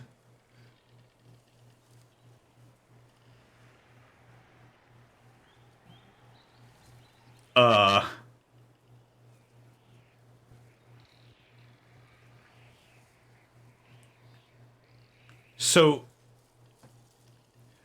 Ivor saw Asunder, who was nursing her son. He threw an axe, which ended up killing the son.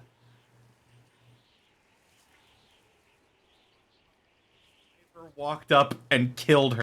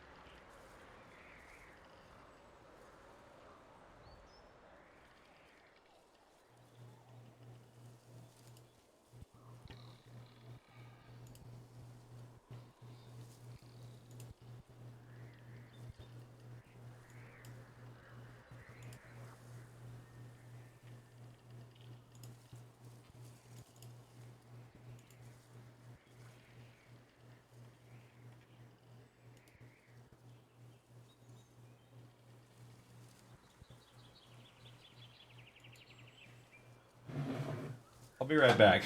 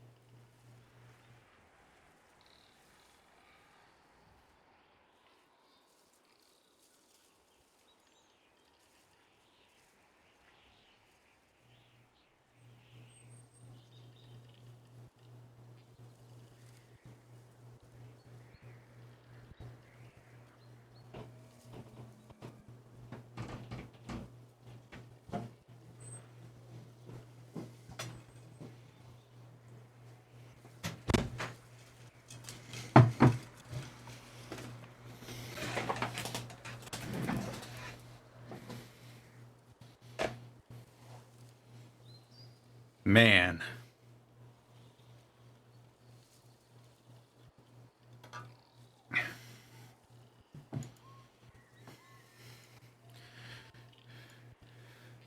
Damn, Ivor. What the fuck?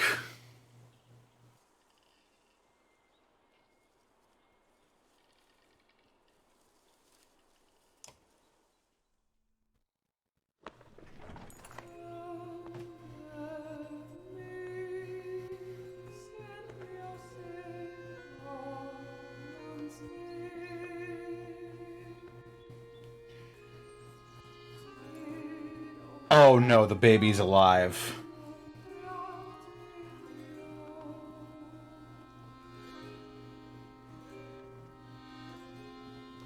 For a long time, nobody says a thing until the child breaks the silence.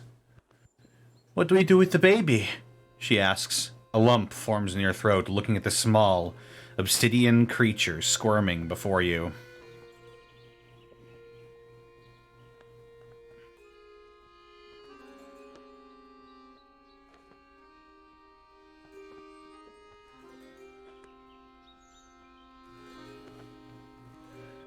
Insist on taking it with the caravan. You argue strongly for showing mercy and humanity. Some of the women in the caravan hesitantly agree to take the dredge infant, while others are furious about bringing it along. Not long afterward, one of the women comes to you. Its throttling is being held, like, by this, she says, giving you a hairpin that looks distinctly undredge-like. An inscription on the silver almost slips your notice. Persevere. From the goddess herself, if you ask me, the woman tells you. A Vadran silver brooch.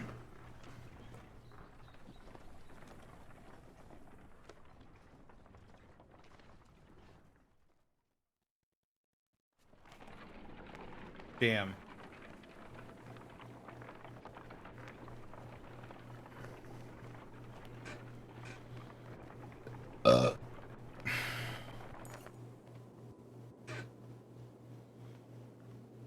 You're making the usual rounds when you hear a rather loud debate coming from the area that Varl have gathered. Ivor joins as you approach.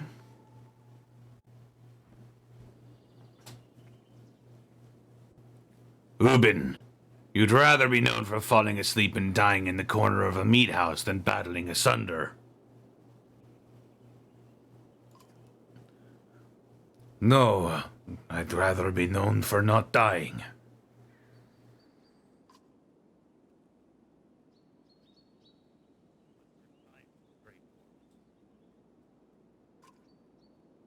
Take some warriors, plow headfirst into the bridge, they follow you into the hills, get lost, now they're not following you. Did this 100 times. They have Bellower in them. Have you never heard about the time I hit Bellower in the head with a throwing axe?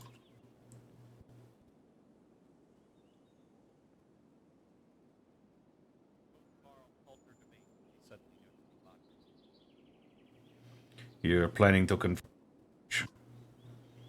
Careful, my friend. A lot of old history getting thrown around here. Warriors were just noting that there's a damn good number of dredge on our asses.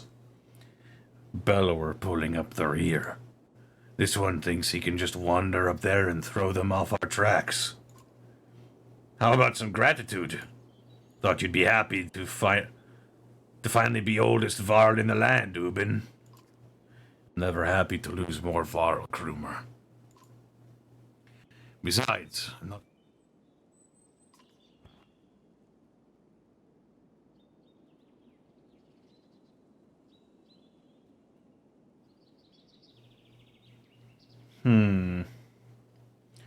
Old rivalry you've got there. Comments like that remind me I've already wasted too much time doing nothing. In the old days, I'd already be halfway into the battlefield by now. Speaking of which, you coming, Ingvar? You could ask Bellower for your arm back. Don't think so. Not exactly in the mood for a fight right now. All right, then. I'll tell Hatterborg you said hello. Krumer and a good many Varl warriors head out towards a growing army of dredge. Used to going...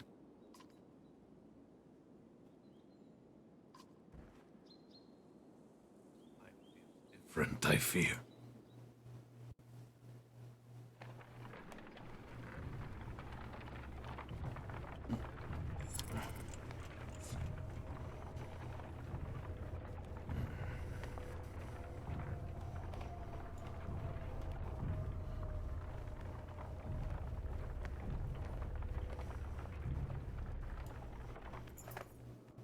You notice most of the Varl pacing while others sleep.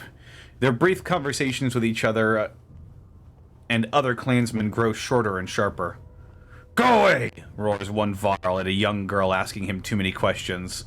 All the clansmen stop and stare.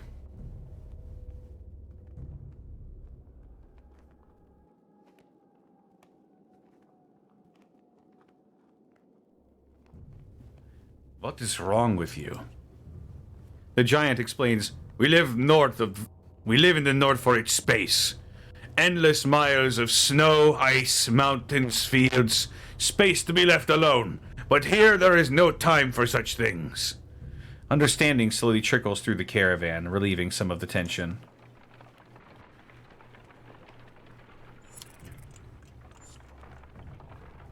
Ooh. On the way to Sigerholm. Gather round, doubters! Echoes a shout in the distance as Krumer and his band of warriors break through a nearby foliage. And behold, the invincible Varl! The caravan is thrilled to see Krumer return to safety.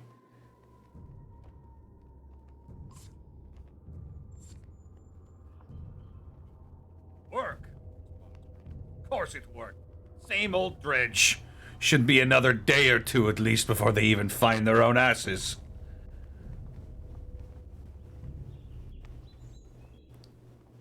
And if you apologize, I'll tell you how I found these, Krumer says, tossing you a pair of leather gloves that look big enough for a Varl. He leans in close, whispering so Ubin can't hear. Had something to do with a raven's nest and a hair tie. Dunder's hand. The Invincivarl. Sigerholm approached as we fear the worst. The once calm lake surrounding it now looks like a bowl that has been flipped. Proud homes sinking into muddy water. A side effect of the quake. What has the rest of the world become on the other side of those mountains?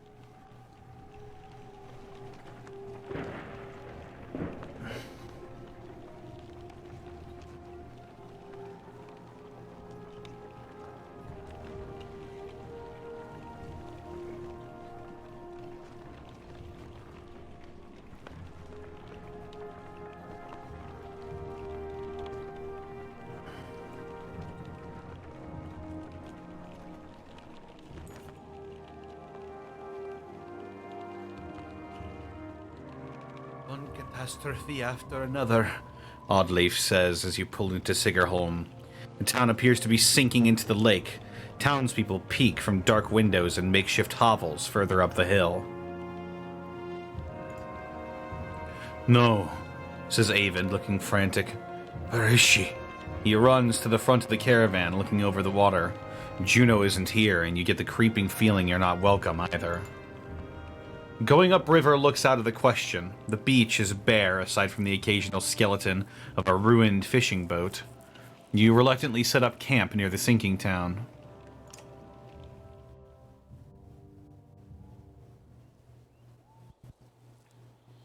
How long is the banner?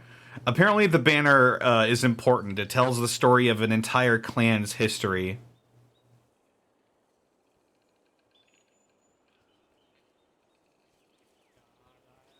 Going to kill someone.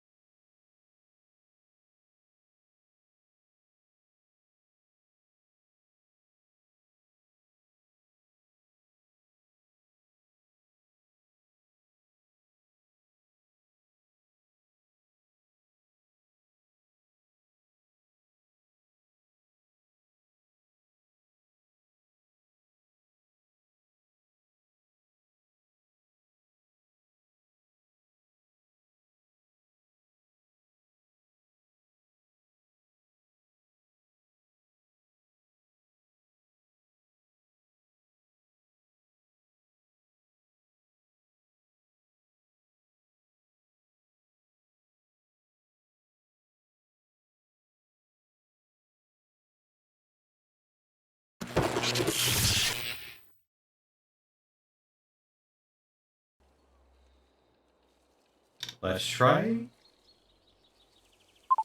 that. Nothing changed. I just fucking moved around some stuff.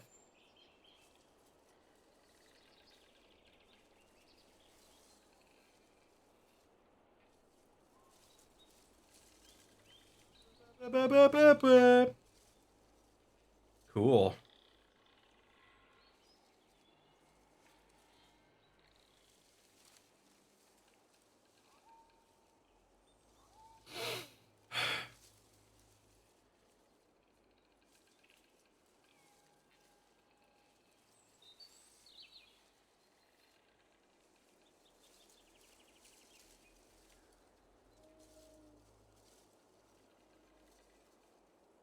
Ah.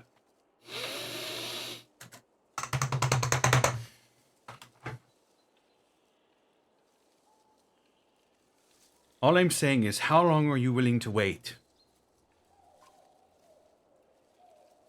While taking stock of a caravan, you inadvertently walked into a debate between Oddleaf and Avend.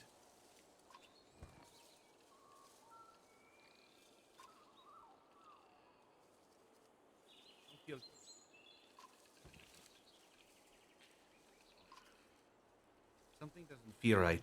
The people are just staring at us like those vultures in the wastes. I'm sorry, Avend. I think Oddleaf is right. I saw a man. The whole time we were setting up, he was just watching me. In a creepy way. And how long before the dredge find us here?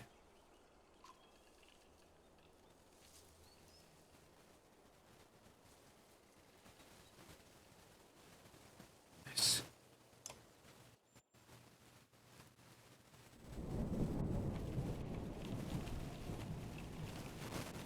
Well, I got plenty of supplies.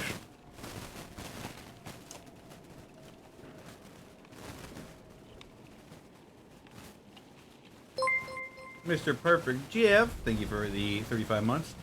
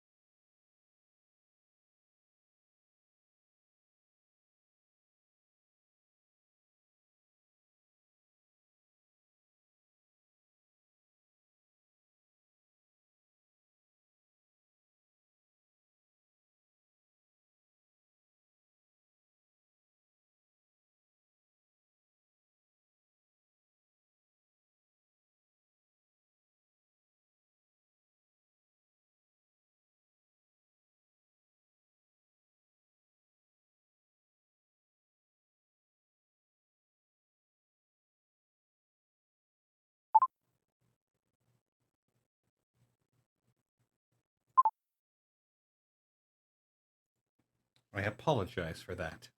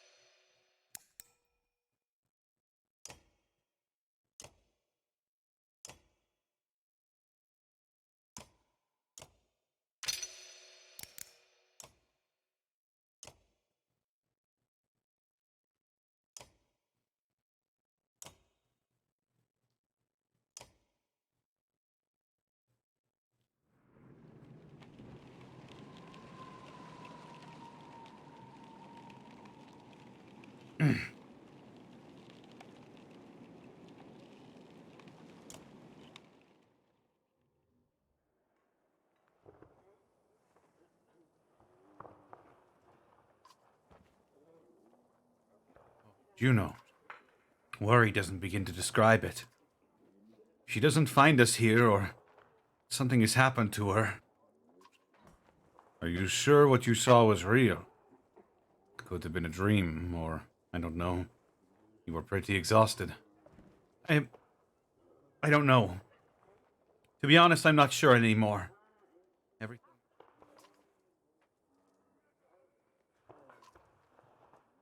Have hope it wasn't just a dream.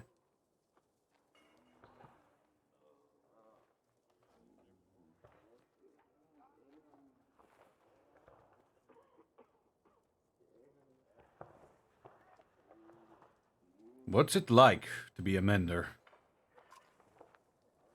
Being a mender? I guess I never really thought about it like that. It's just...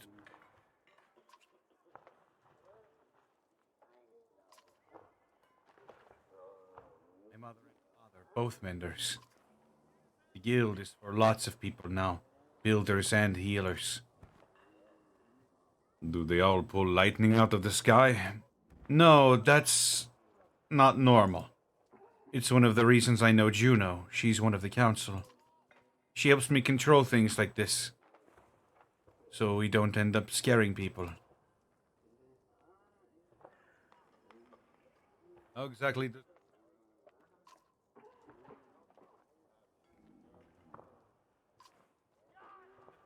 Part of the tapestry. It's made of the threads, woven together.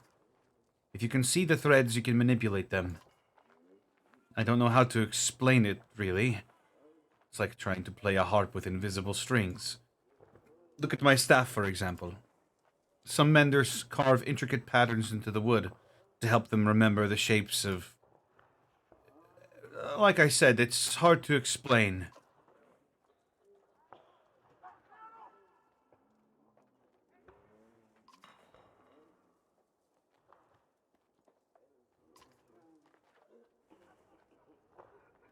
Look in his eyes. The sunder blew away like it was a tempest. The Varl fell in the thousands. Most of the sunder left the city, headed south. Who knows where they are now? They might be destroying every town they come to, or heading back toward Aberong.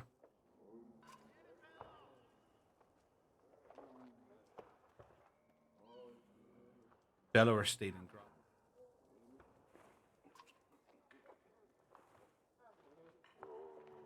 But the rest. Maybe he knew I was the one who killed Reyes. Maybe, but let's just make sure he doesn't catch up. Do you think this is the end times? I... I don't know what to think. I wish I could give you a better answer. Even if we escape the dredge, that serpent said a darkness would...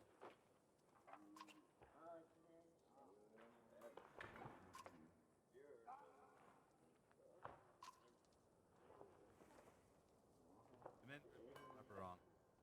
If we can find ships and make... we might have a chance.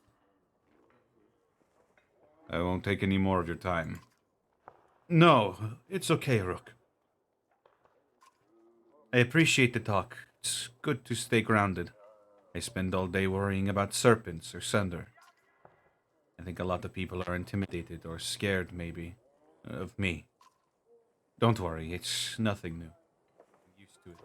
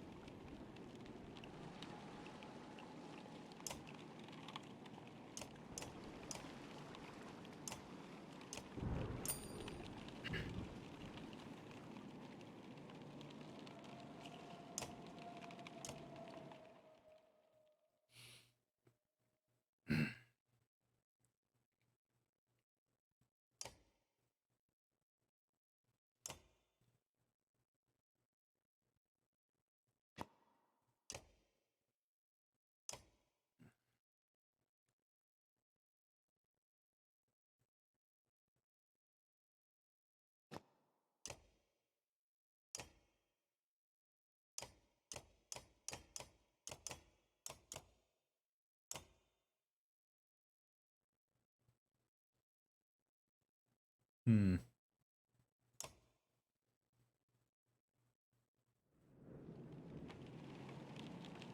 Yeah, I know.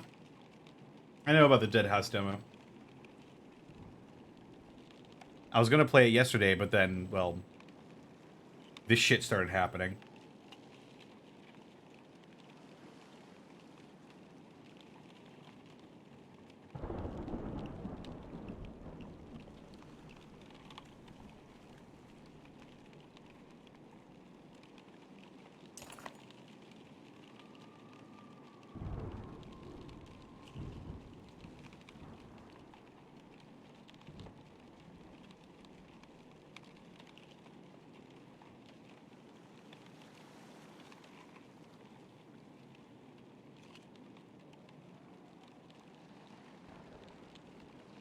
Rook, wait, please.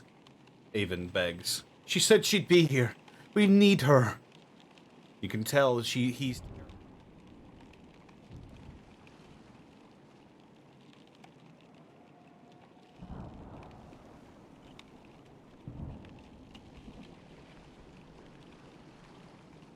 Okay, just a little longer. You tell Avon you'll stick it out a little longer, but you're not certain how long you're willing to wait yourself. Every lost day becomes more and more precarious.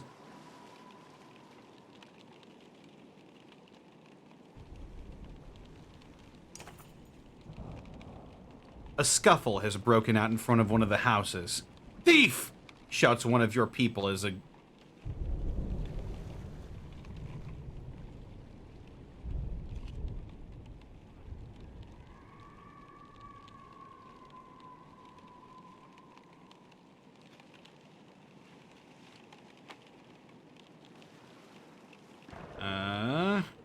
Try to talk it out with the locals.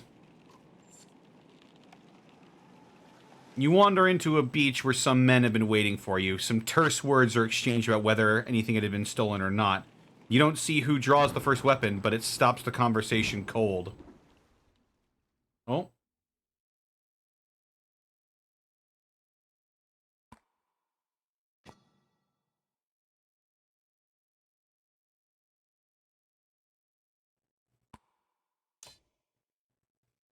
Let's get Eculat here.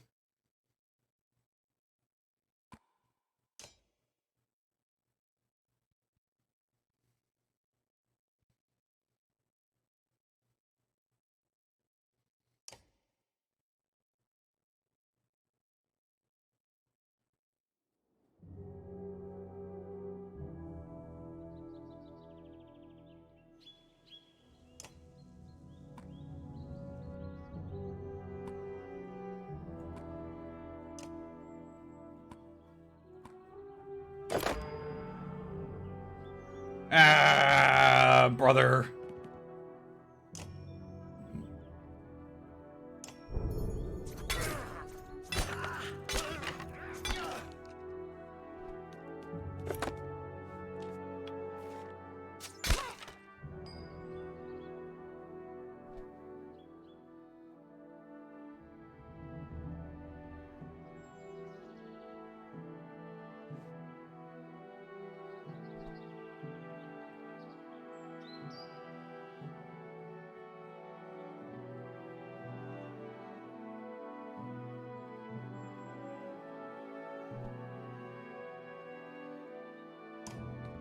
Yeah, get over there.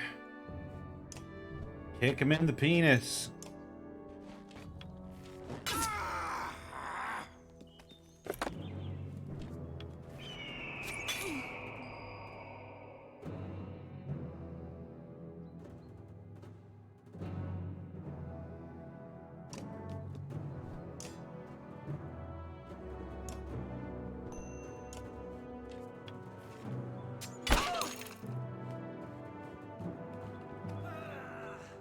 Ow.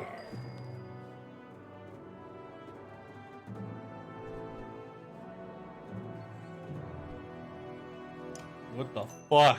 Dickhead.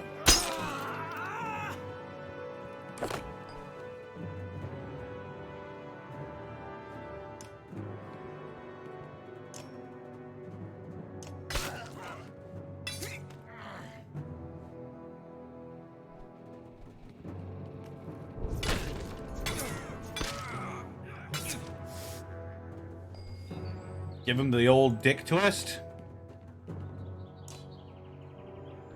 Kill. You need to kill.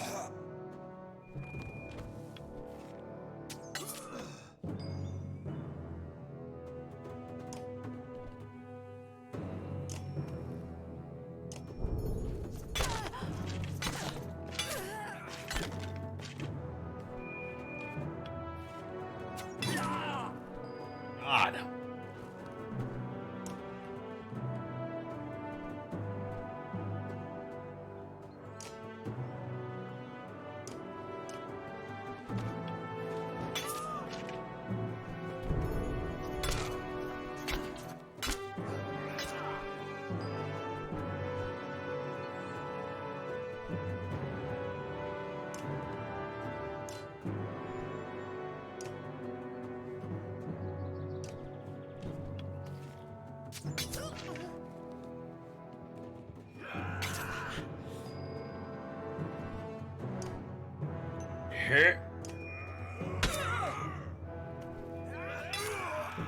Oh God, not Hogan, brother.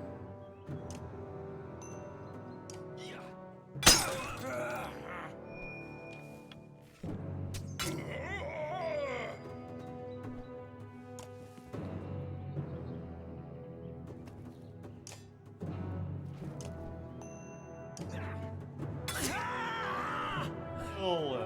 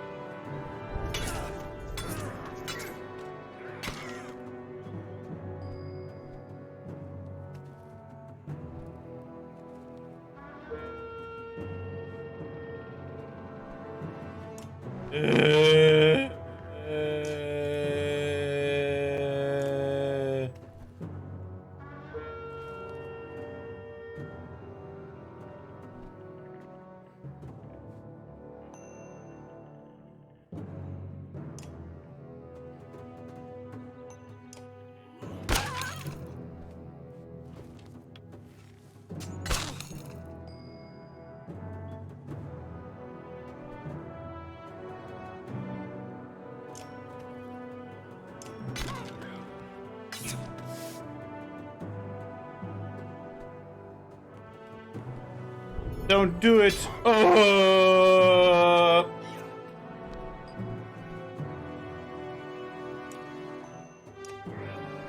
Kill.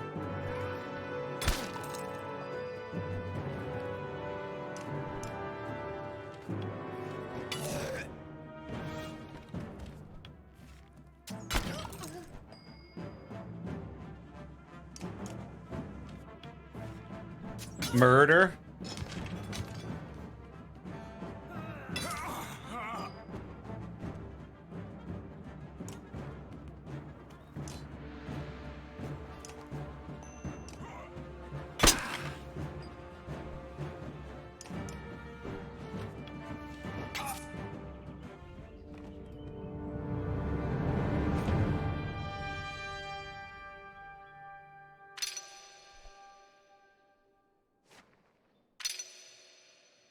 Not Hogan, brother.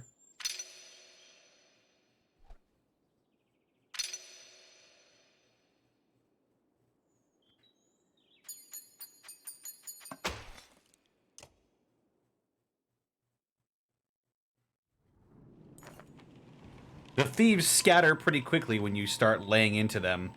But when you return to the caravan, you discover why. Even more supplies have gone missing since you rushed out to fight.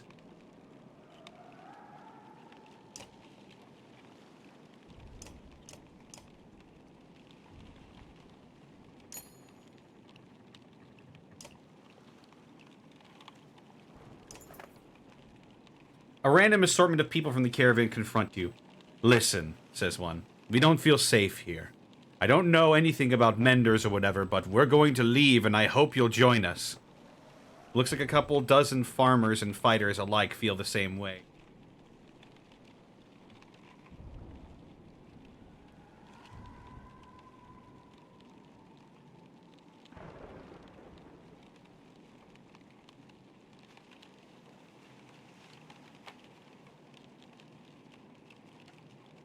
I'll wish them well.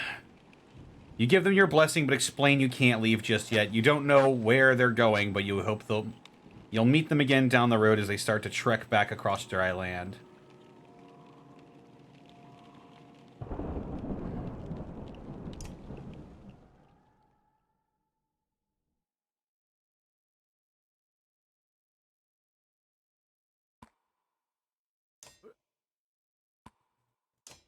Mogan in there, brother. And of course, the invincible Kroomer.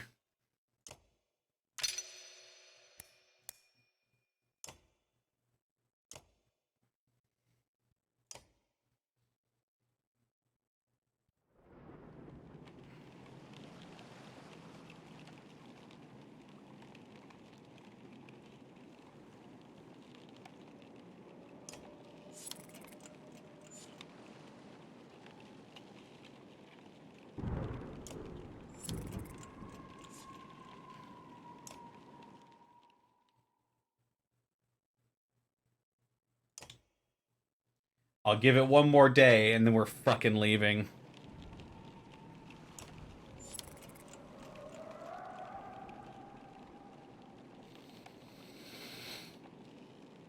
Okay.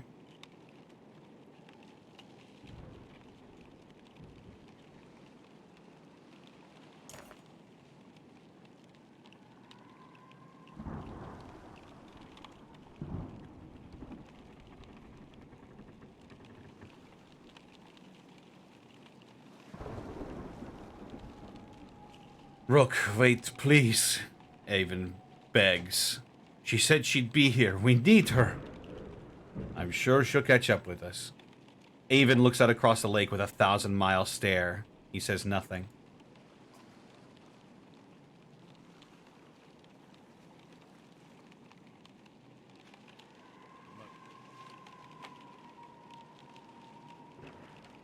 But we might end up... My tip, it's stuck. Or we could just go around the whole thing, but no idea how long that will take. What do you think?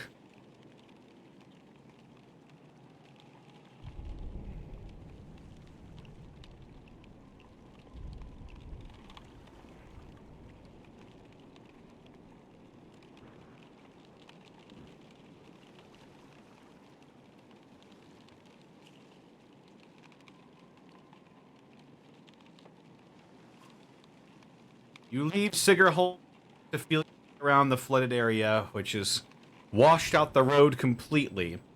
You continue far into the wooded area, which slows you down even further. Already committed, you hope you didn't make a grave mistake. You leave Sigerholm in a hurry, hoping to outpace the dredge that must be close behind. As you continue further south, you first hit overgrowth, then a forest, before finding land that is dry enough to follow back around. By the time you circumvented the mud, you've lost a lot of time.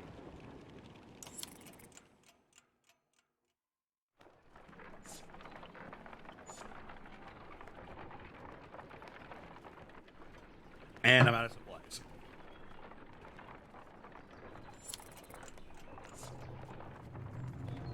And now people are starting to die and leave.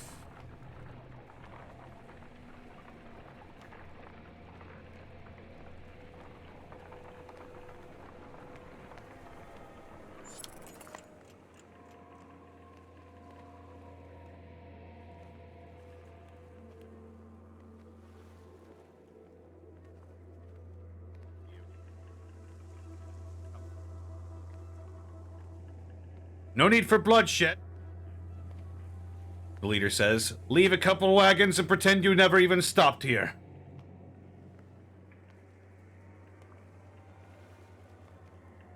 How about you leave what you've got instead? The counteroffer takes the leader by surprise for a moment. We don't have time for nonsense. We don't have time for this nonsense, hisses Oddleaf, loosing an arrow before any...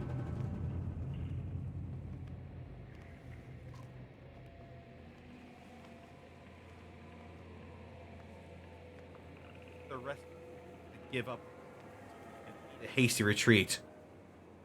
I like your girl, Rook, he says, which Oddleaf gives him a dirty look. No, you!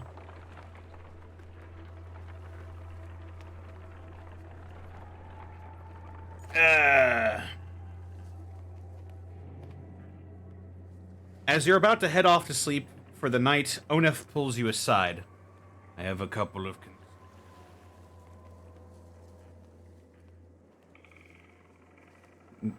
You find a quiet place to talk. What's on your mind? How well do you know the people traveling with us? How many strangers are in the caravan now?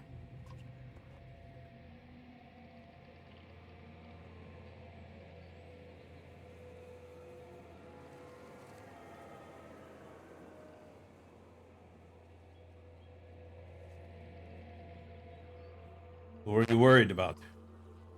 I've been watching folks since I joined you. They're companions from Skogar. They're loyal. I mean, it seems pretty clear that they died to protect you. I suppose I'd do the same. What about the Varl? You don't even know half those warriors. You're telling me they have no problem following a man's orders now?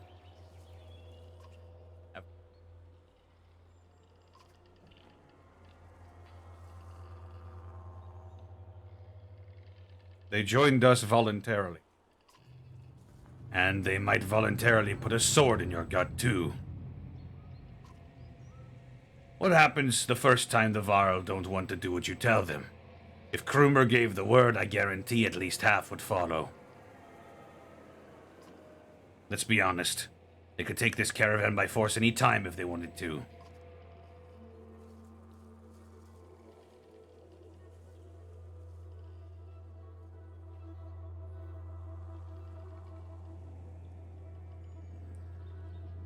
Do you suggest?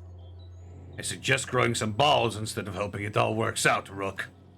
They're not the biggest problem, though. There's a mender with us. A mender who pulls lightning out of the sky and tells us what to do and where to go. Myself, I think we lucked out when his mentor didn't show up in Sigerholm. Avon's just the apprentice. What in the depths is his master capable of? Think about it, Rook. You really know.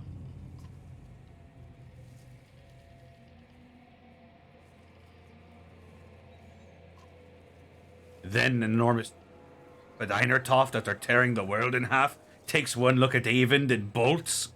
Suddenly they need our help instead of the Mender Council. How does that make any damn sense?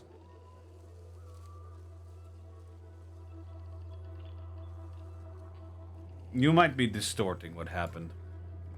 Or Avon might be. I'm grateful for what you've done to get us this far, Rook. But it's all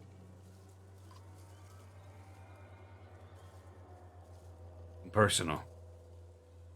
Suddenly you gasp for air. When you look down, Onef is holding a knife buried deep in your ribs. Fuck you, Onef!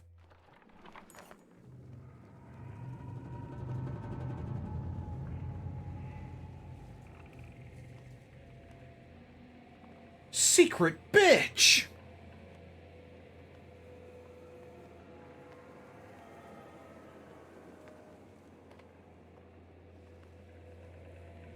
Hang on. I need to find that.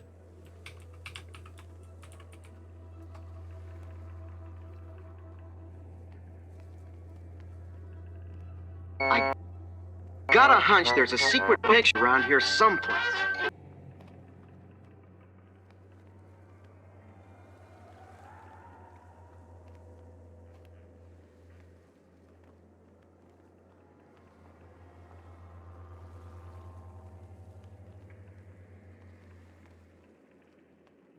There it is!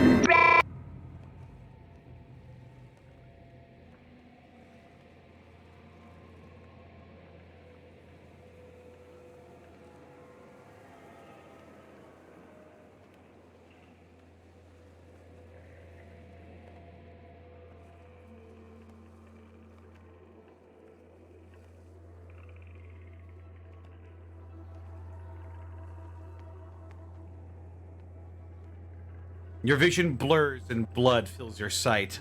You gasp again. There's a bird whistle, and the camp becomes a blur of motion. Onef's fighters from Frostfeller leap into action, cutting people down. As Oddleif turns to fire on the men, Onef runs her through and pulls the blade from her back without even breaking a stride. She drops like a sack of flour. Onef heads straight for Alette, who freezes in unbridled terror.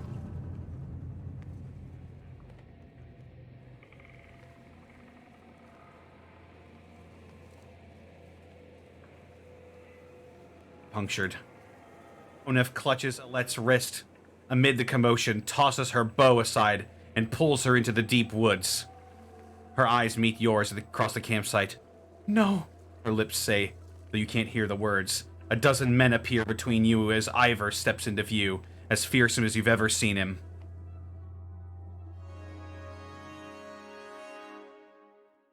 Fuck.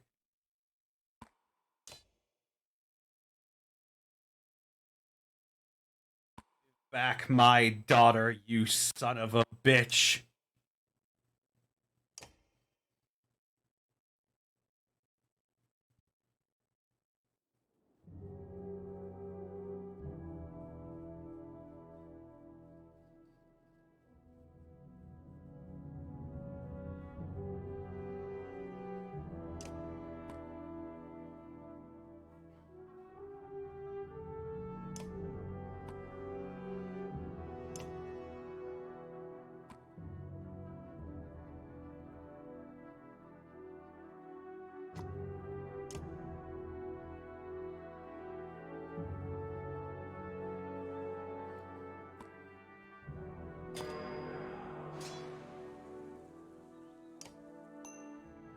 Oh god. Why are you starting?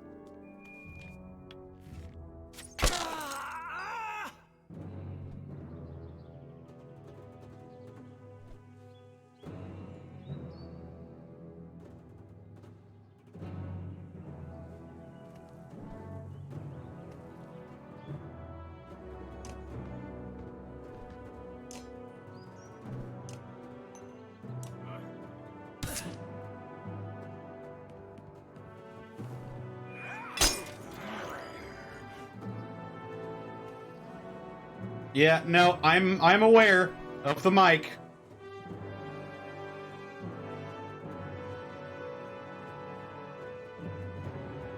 All right, Eckel. Drop a train on him.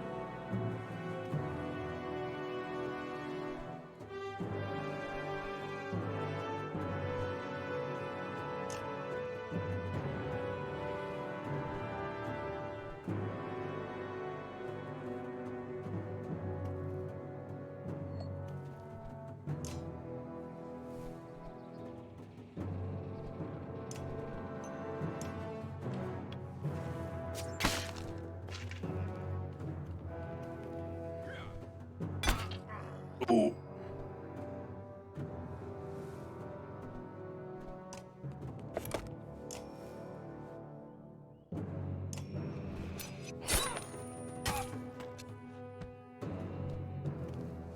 Wow! Ooh.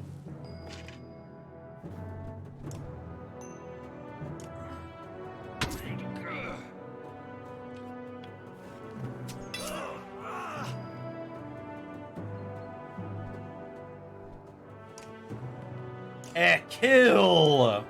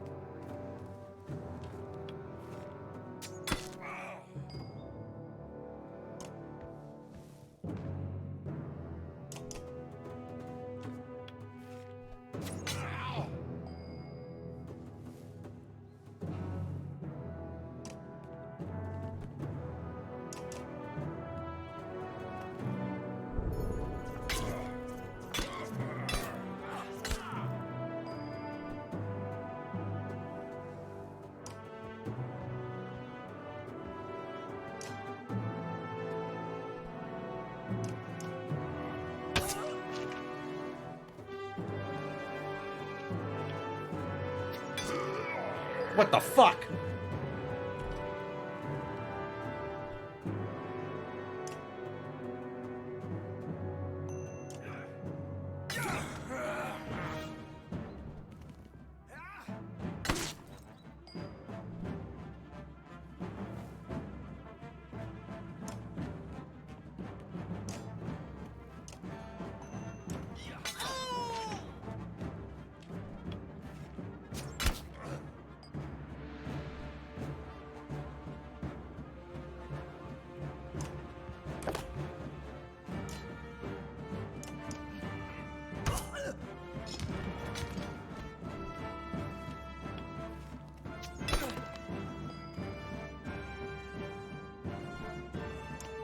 Give me back my daughter!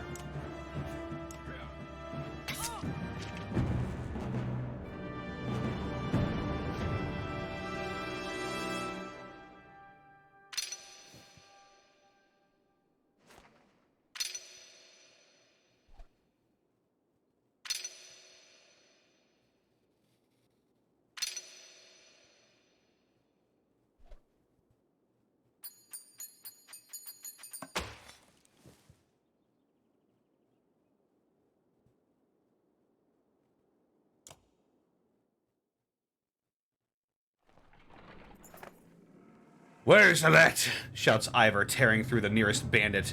But you're already hobbling to the deep.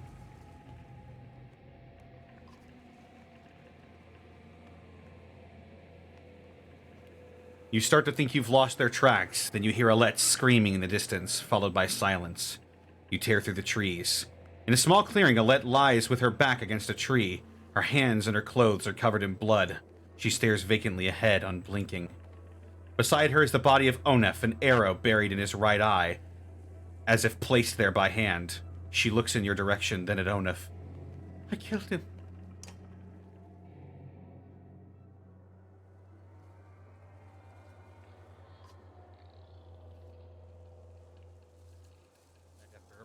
Struggle with Onef. Oh, I'm not hurt. I had no choice. Dad, your chest! You're bleeding! Suddenly, she's at your side, putting pressure on the wound. I can fix this. There's my needle. Oddleif! Anyone! Ivor! I found them! Just as your sight goes black, you see Avind, Ivor, and Alette standing over you.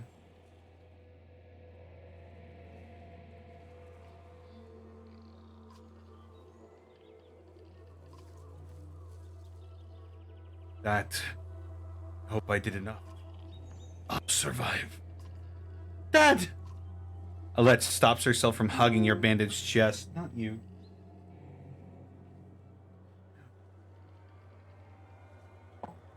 Pulling your head to her instead, the words come out easier than you expected. Oddleaf. It's a good thing Avon was here. It's a good thing Avon was here. She's going to pull through, though it was a nasty wound.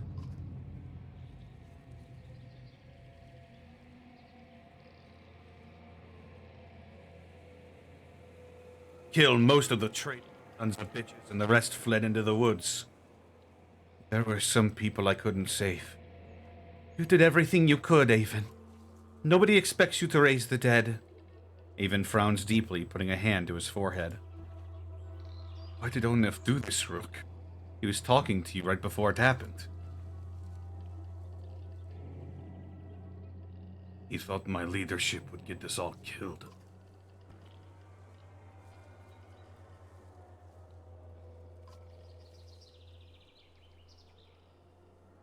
Ekil. Trash King Arisen, thank you for the raid with a party of 25. How's it going, dude? Hope the stream went well.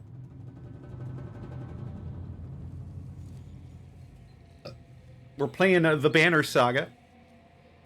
This is a heavily story-based game where your choices matter quite a lot. If you've played it before.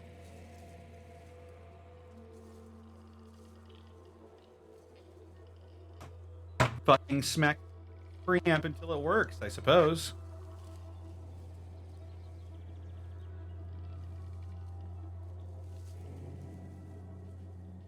Ekil killed a good half dozen of Onef's men by himself. He told me Onef was running Frostveller the whole time.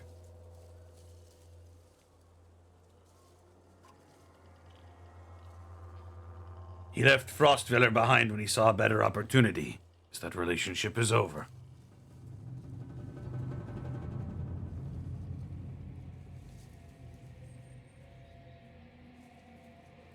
Your enemies are. It was no accident Onef went after those of us from Skoger. He must have thought with us gone he'd take the banner and the rest would fall in line. Or at worst, they'd take all the supplies for themselves and leave the rest as dredge bait. We have to be more careful. We can't just let anyone join the caravan anymore.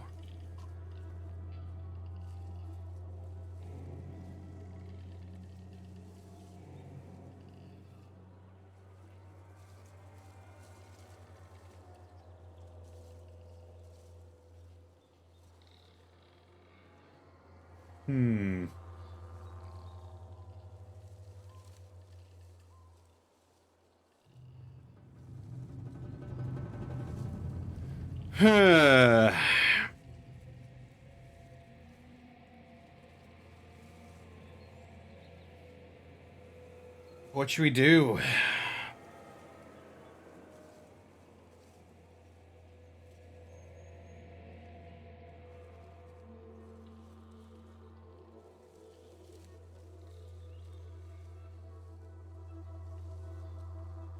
Yeah, he's right. We'll be more cautious. None of this changes the fact that Bellower is out there somewhere, following us. That swamp around Sigerholm might buy us some time, but we've got to keep moving. Your body aches all over, but Ivor's right. The road calls. The caravan is already starting to pack up camp.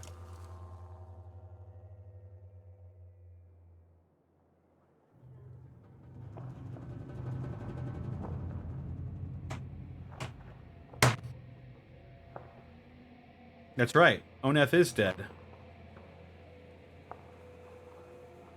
And Oddleaf is alive. Hooray!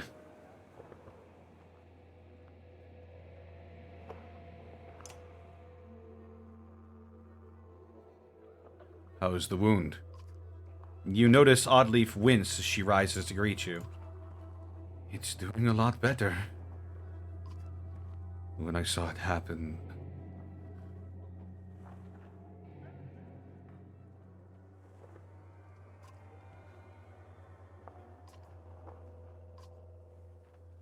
Without, and that's all you could have done.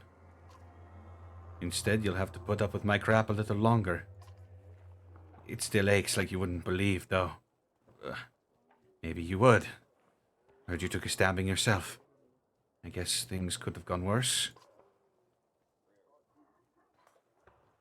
How are you doing? I'm doing all right. Sometimes it's lonely since my husband died. I guess.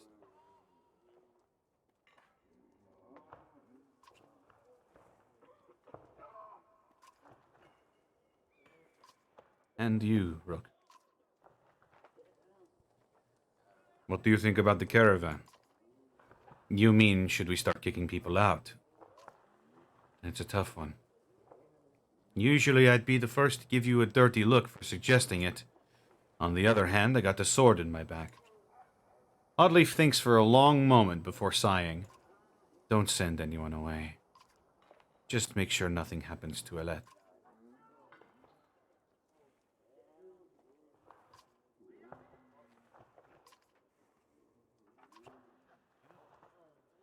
You're welcome to keep me. When I'm a little more awake, I mean. I'll talk to you later. Oh! Oddleif.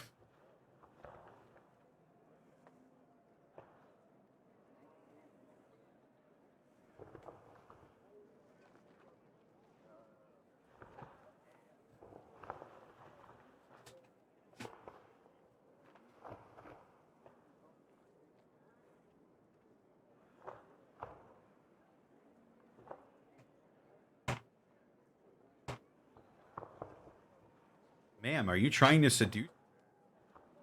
Wow, my microphone is on the fritz? Haha. Let's see what Ekel has to say.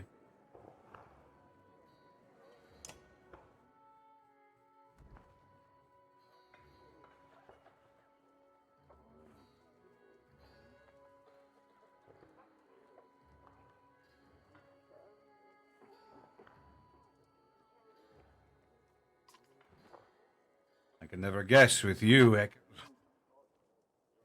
I heard you helped drive off the traitors when Onef attacked us. And it leaves me always wondering, what's your deal? I'm not so hard to understand. Why don't you try asking instead of telling? Why didn't you warn us about Onef? Didn't I?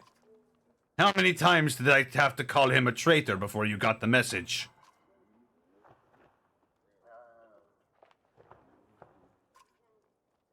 Fill me in on the details. He was always like that. In fact, I wouldn't be surprised if he tried to convince you to off me. But, listen. I don't need to know, so keep it to yourself. Just got the biggest craving for mozzarella sticks.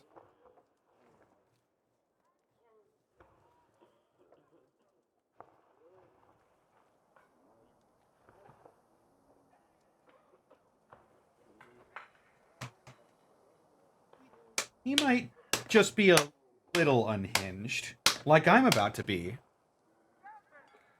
if this fucking microphone doesn't work.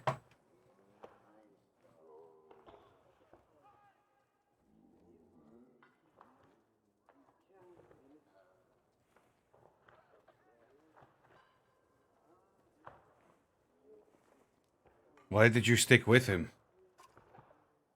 I don't know.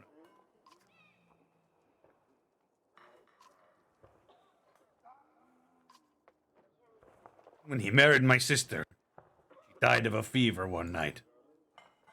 But she didn't. She wasn't sick.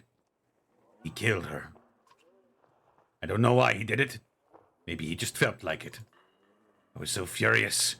I got so angry that I wanted him to beg.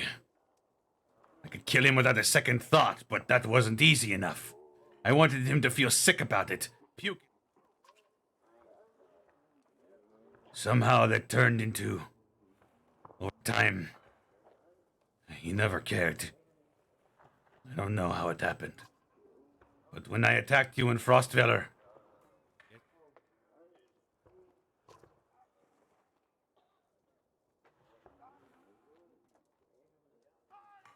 Well, Echo, you're good in a fight. And I think you might do something to me if I tell you to leave, so you're welcome to stay with us. Had no plans to go anywhere. So you're going to let me walk around with my own axe and everything? That doesn't mean I'm not watching you. I can accept that. You're a good man.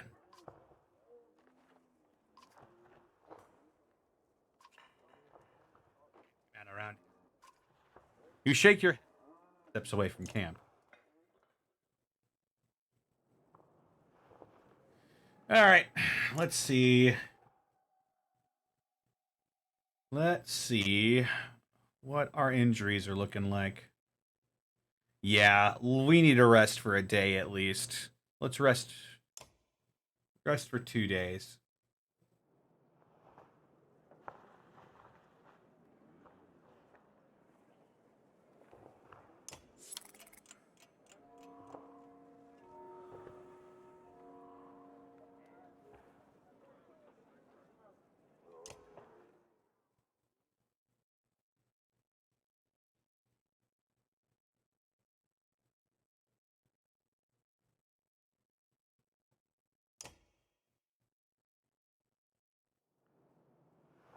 We gotta get moving.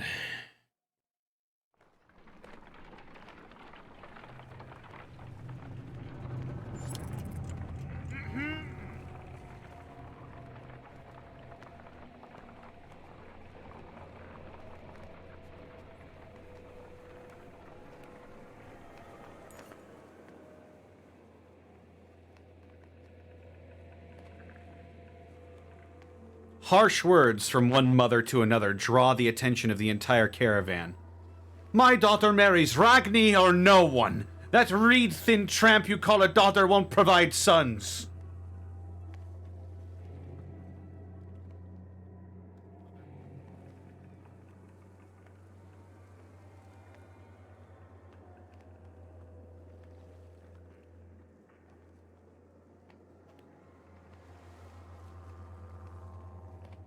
Explain yourselves.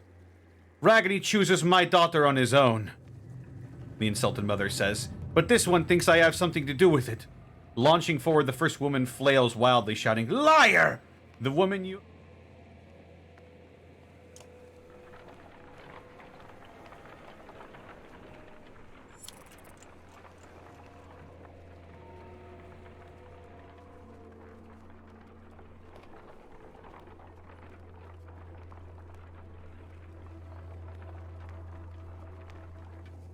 Oh, thank God.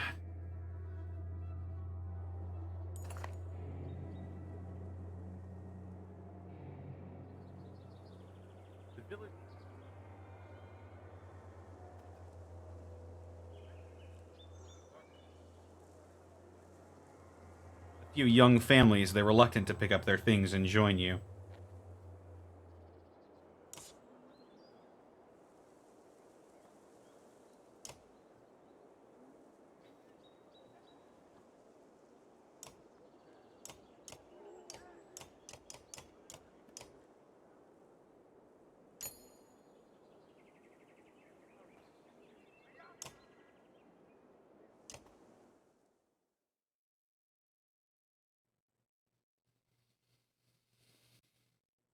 Hmm.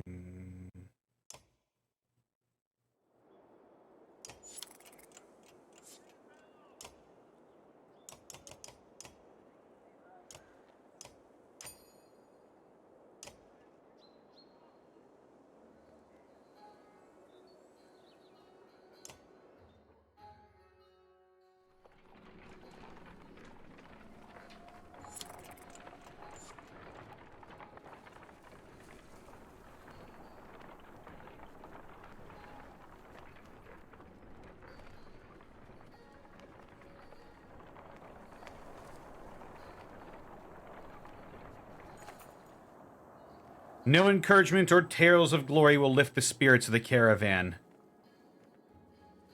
In the north, we have times like this.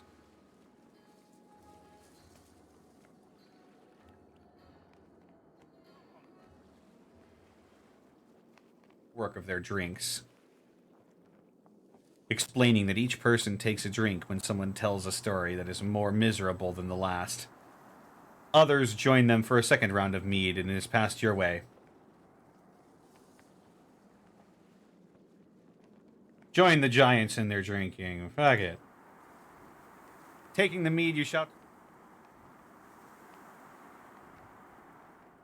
for hours. The Varl's remedy is a success, and the caravan is in much better mood the following day, albeit hungover and with less mead than before. Shit. How much of our supply was just mead? Man, I liked the stuff too, but come on.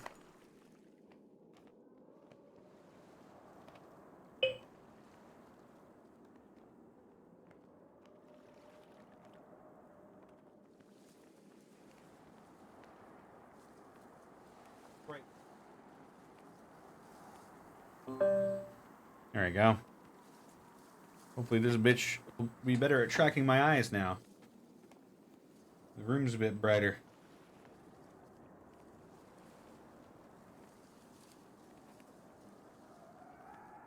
As you're nodding off to sleep, shouts of fire pull you back to attention. Flames quickly consume a supply.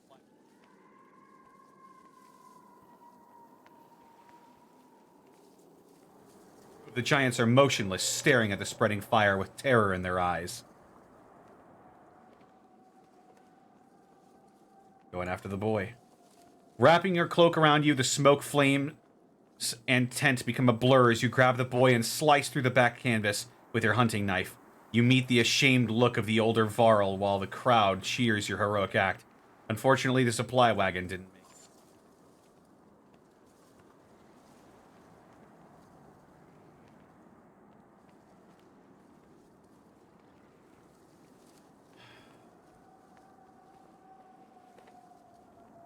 What in the depths was that about? You mutter to yourself. Something about the fire, Oddleaf tells you. I've heard of this before. They don't like it. Doesn't change what happened, you think to yourself.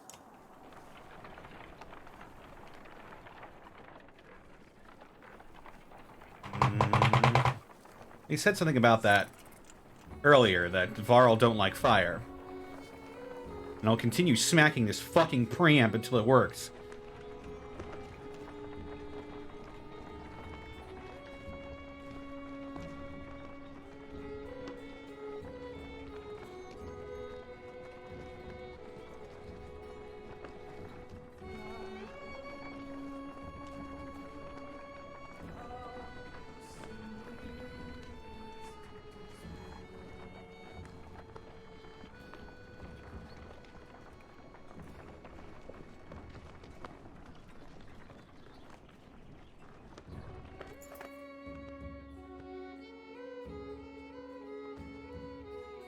The imposing godstone of Bjorulf approaches. His severe visage makes it feel like he's watching you even now.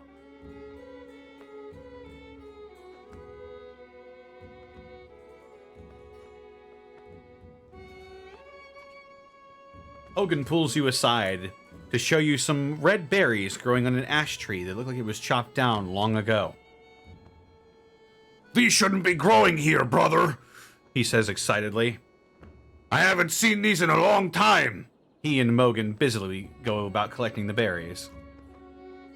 In fact, before anyone can stop them, to the only god that matters, they shout.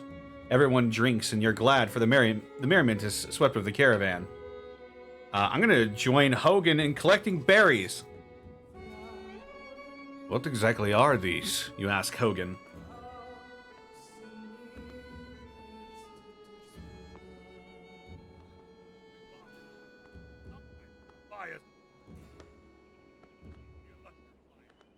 See for yourself, brother.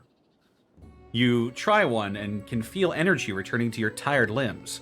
Not taking a few more would be a wasted opportunity, you figure. As the hour becomes late as the caravan is eventually ready to get back on the road, the day by Bjorulf's stone is one of the few memories that hasn't been tarnished by the specter of bad fortune.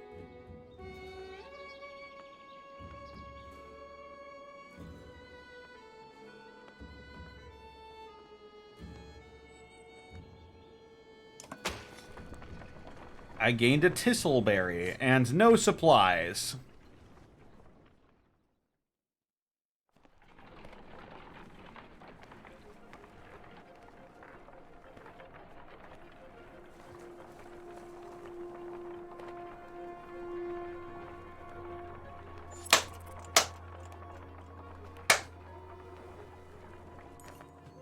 And now I'll continue losing people.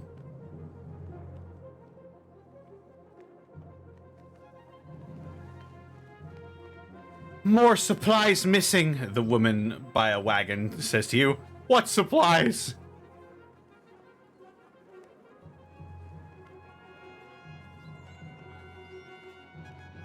Here they children. My husband.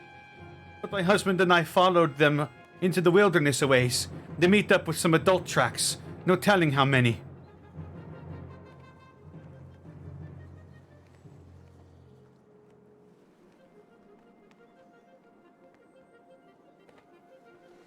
Have the children watch carefully. No, let's find.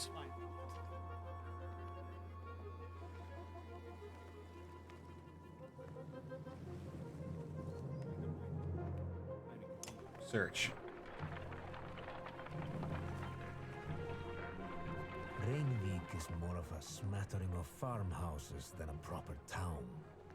Though judging by stray dredge stalking through empty fields, it is barely even that anymore.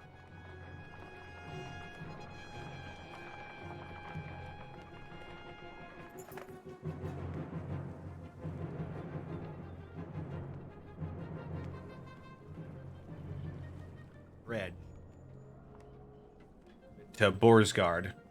You try to hurry past but are eventually spotted. Dredge start ambling in your direction.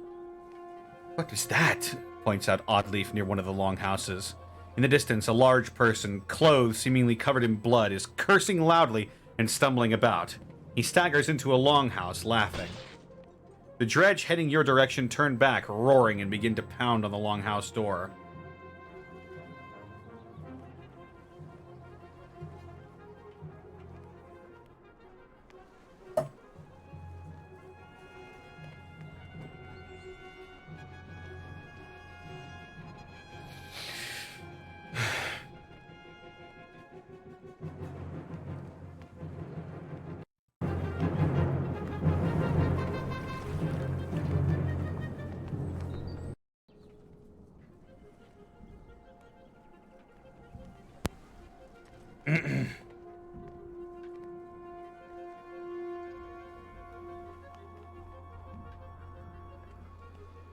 Rush to help.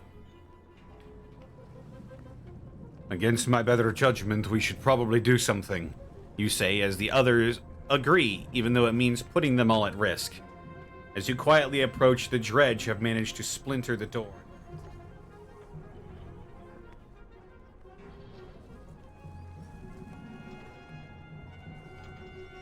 Came all the way up here just for me?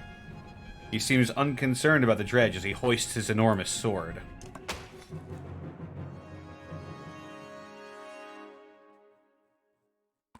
A kill!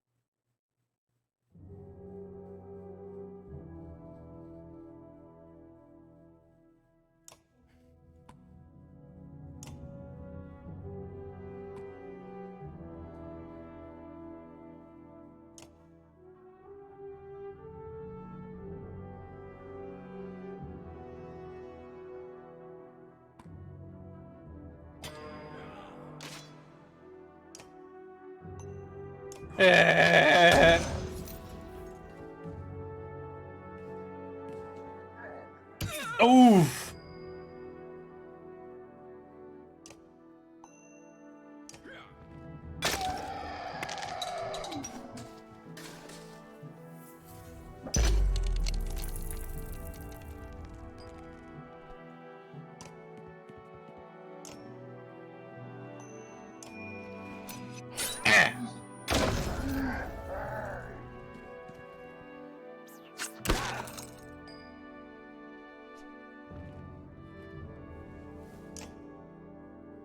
Oh shit, Tempest Strike. Let's fucking go.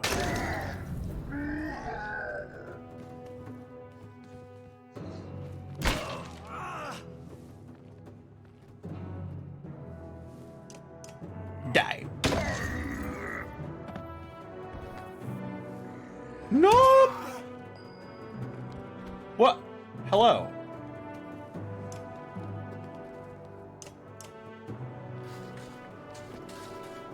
What?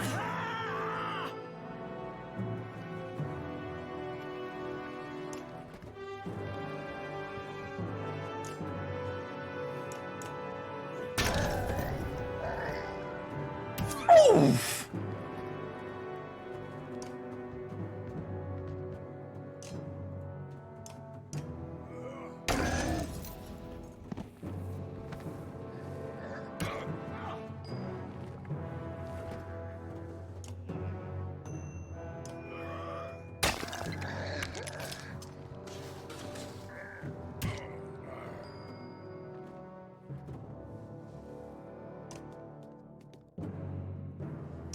Alette, come on, girl. Shit.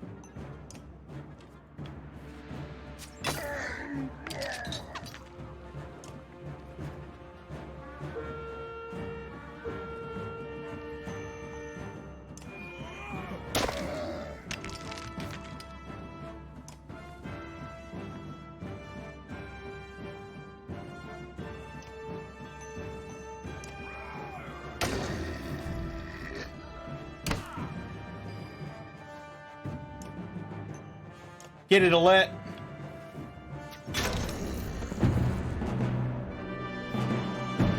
What's that slinger moonwalking?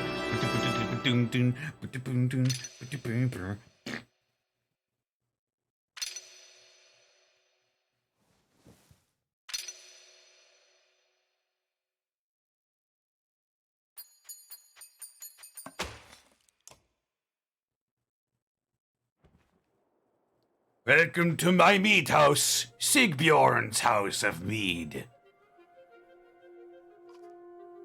Wasn't expecting a Var this far south, or this drunk. I can see that. There are people huddled in the corners of the mead hall, looking on with uneasiness.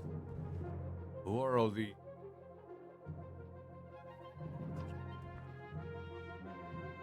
They made this place. It's not really mine. You lured Dredge back to a room full of unarmed people. What is wrong with you? Come on, I saved everyone in here. They shared some fine drink, the best drink. Wait, I was saving your ass. Remember that part? You knew you'd come up here, you could have told me.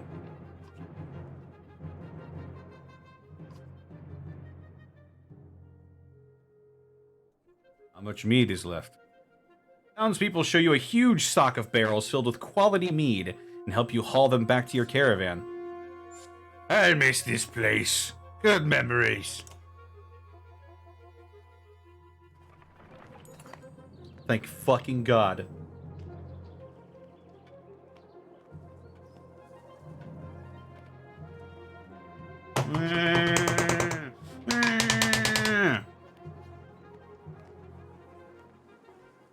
I'm taking a hammer to you next time you cut out.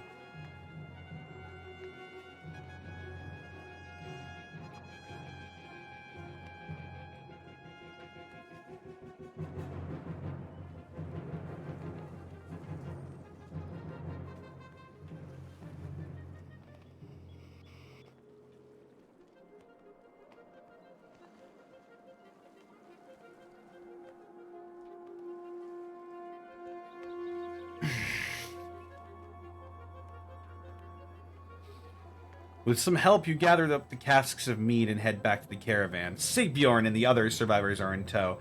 The caravan gives the boisterous Varl a large berth.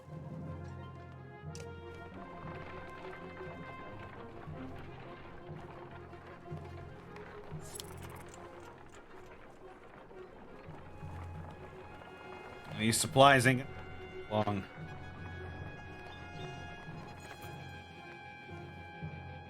Ugh. What did I do? Sigbjorn wakes in a pool of his own sick. Why am I surrounded by small people? The other clansmen let him sleep off his drunken stupor on the ground, and this morning he's paying the price.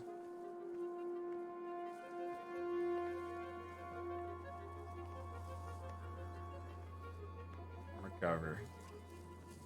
Reluctantly, your clansmen offer any food and drink they can to scrounge together for the moaning Varl. When one offers thin mead, he pushes it away. In fact, take this away from me, He says, holding you his massive mead stein. Eventually, Sigbjorn comes to you. I won't get into details, He says, I was supposed to bring those casks from Rainevik back.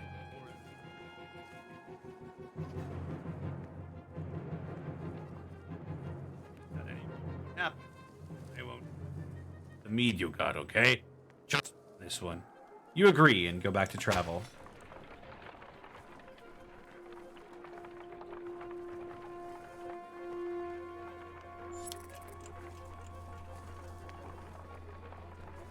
Oh, we're going back into snow country.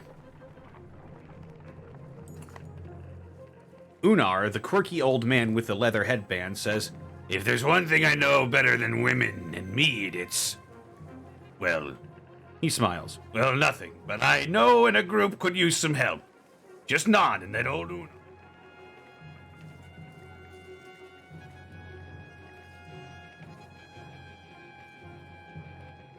Help. That evening, Unar clears his throat and loudly recites a tale of travelers, ending with war and death behind them, seeking hope instead. They carried on with courage, using heart and head. A strange poem, but the caravan is happy for a change of pace. Unar bows and turns to assist the cooks. The evening's meal is larger than ever, yet the supply wagons seem more full than before.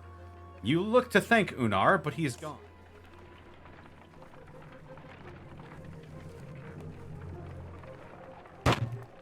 I'm sorry I ever doubted you, Unar.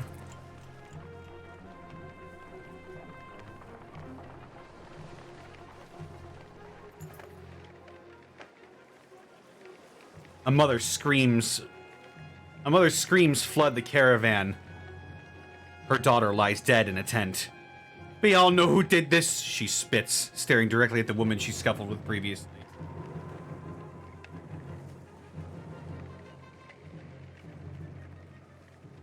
Something must be done. The accused woman remains silent.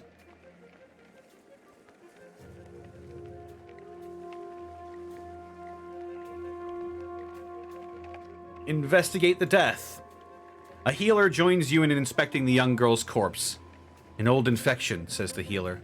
No punctures, no choking, no poison. She died of disease. You report the news to the caravan, and the mother admits that she had always known her daughter was ill, and everyone...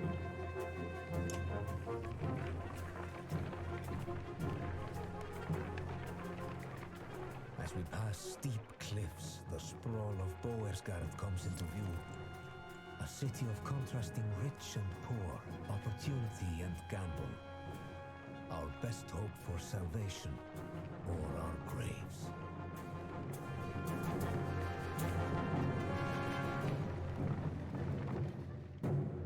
Chapter 7. The Slayer and the Slain.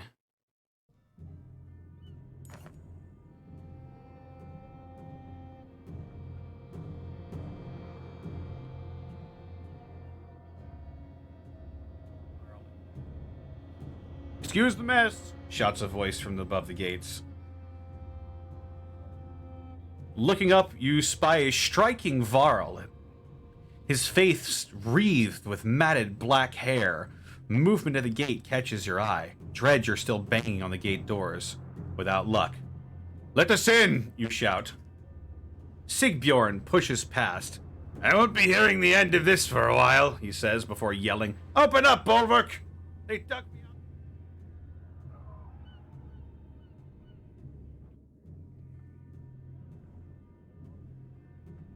Armed men led by massive quick work of the bridge and usher you into the city.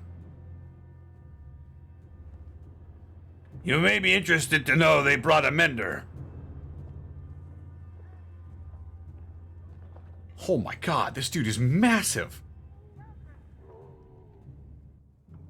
Or he looks massive, at least.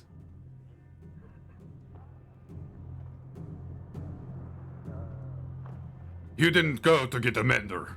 Where's the meat?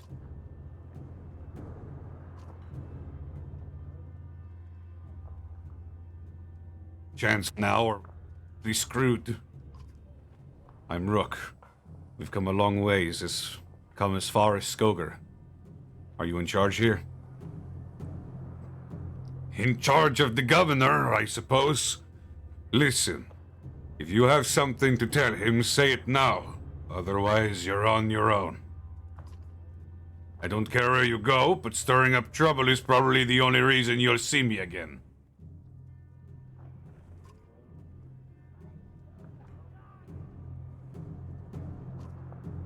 Bulwark and Sigbjorn leave with Eyvind, who goes willingly, signaling that he's fine. Fane, this is just like Frostfeller all over again. This is nothing like Frostfeller. The one in bearskin is probably leading the Ravens. Ravens? Is that good or bad? It depends on who they're working for. Hopefully.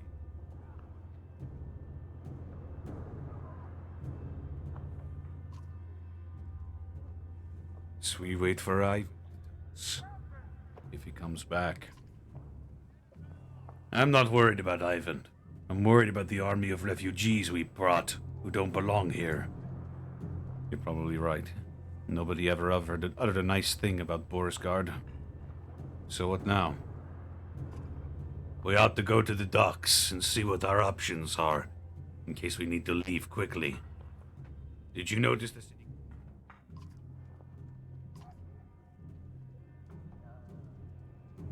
Something serious went down. And when Bellower gets here, he's going to walk right through this place without even breaking his stride. Let's keep that to ourselves for now. So, the docks.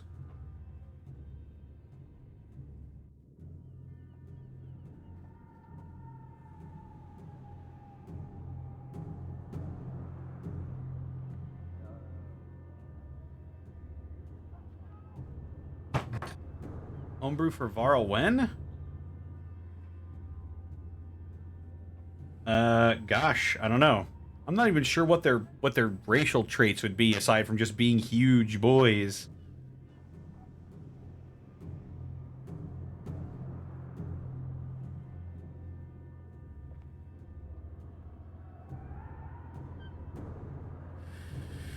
Let's go to market and get ourselves some food.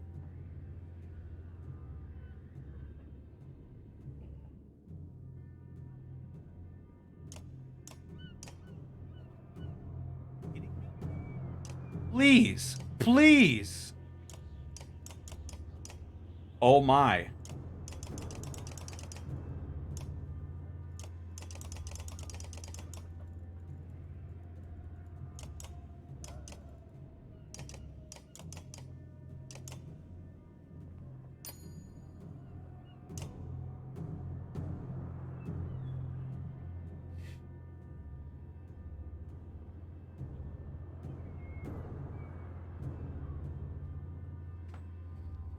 What's your level of desire for a PlayStation 5?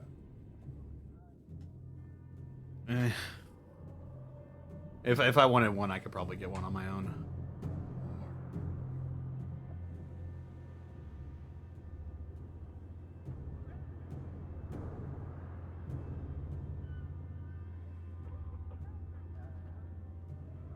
For how much? One game $4.99. Digital screen. I'm not terribly interested right now. I'll if I wanted one, I'd get one myself.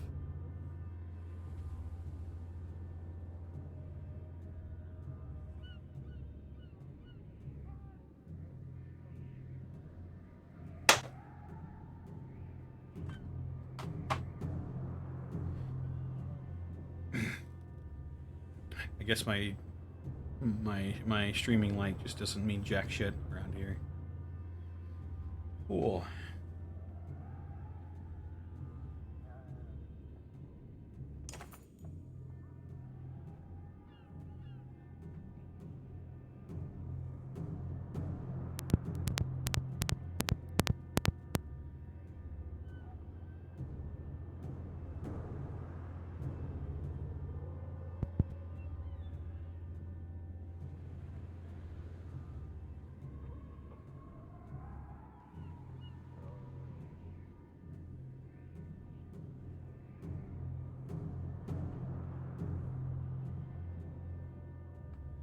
Come on.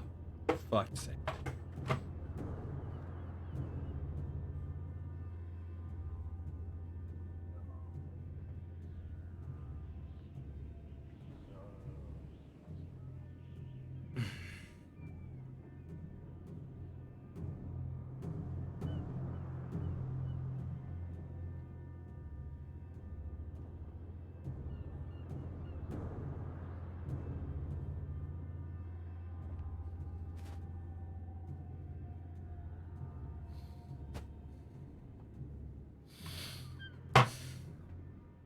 Oh, okay.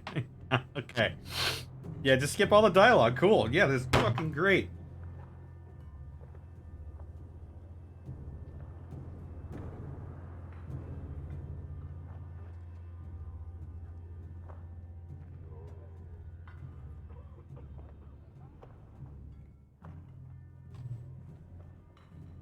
Even, you're okay. I'm fine. It wasn't a lie. The governor is here. He's in hiding. Why? Since the dredge started appearing, anyone with a ship and half a wit left long ago.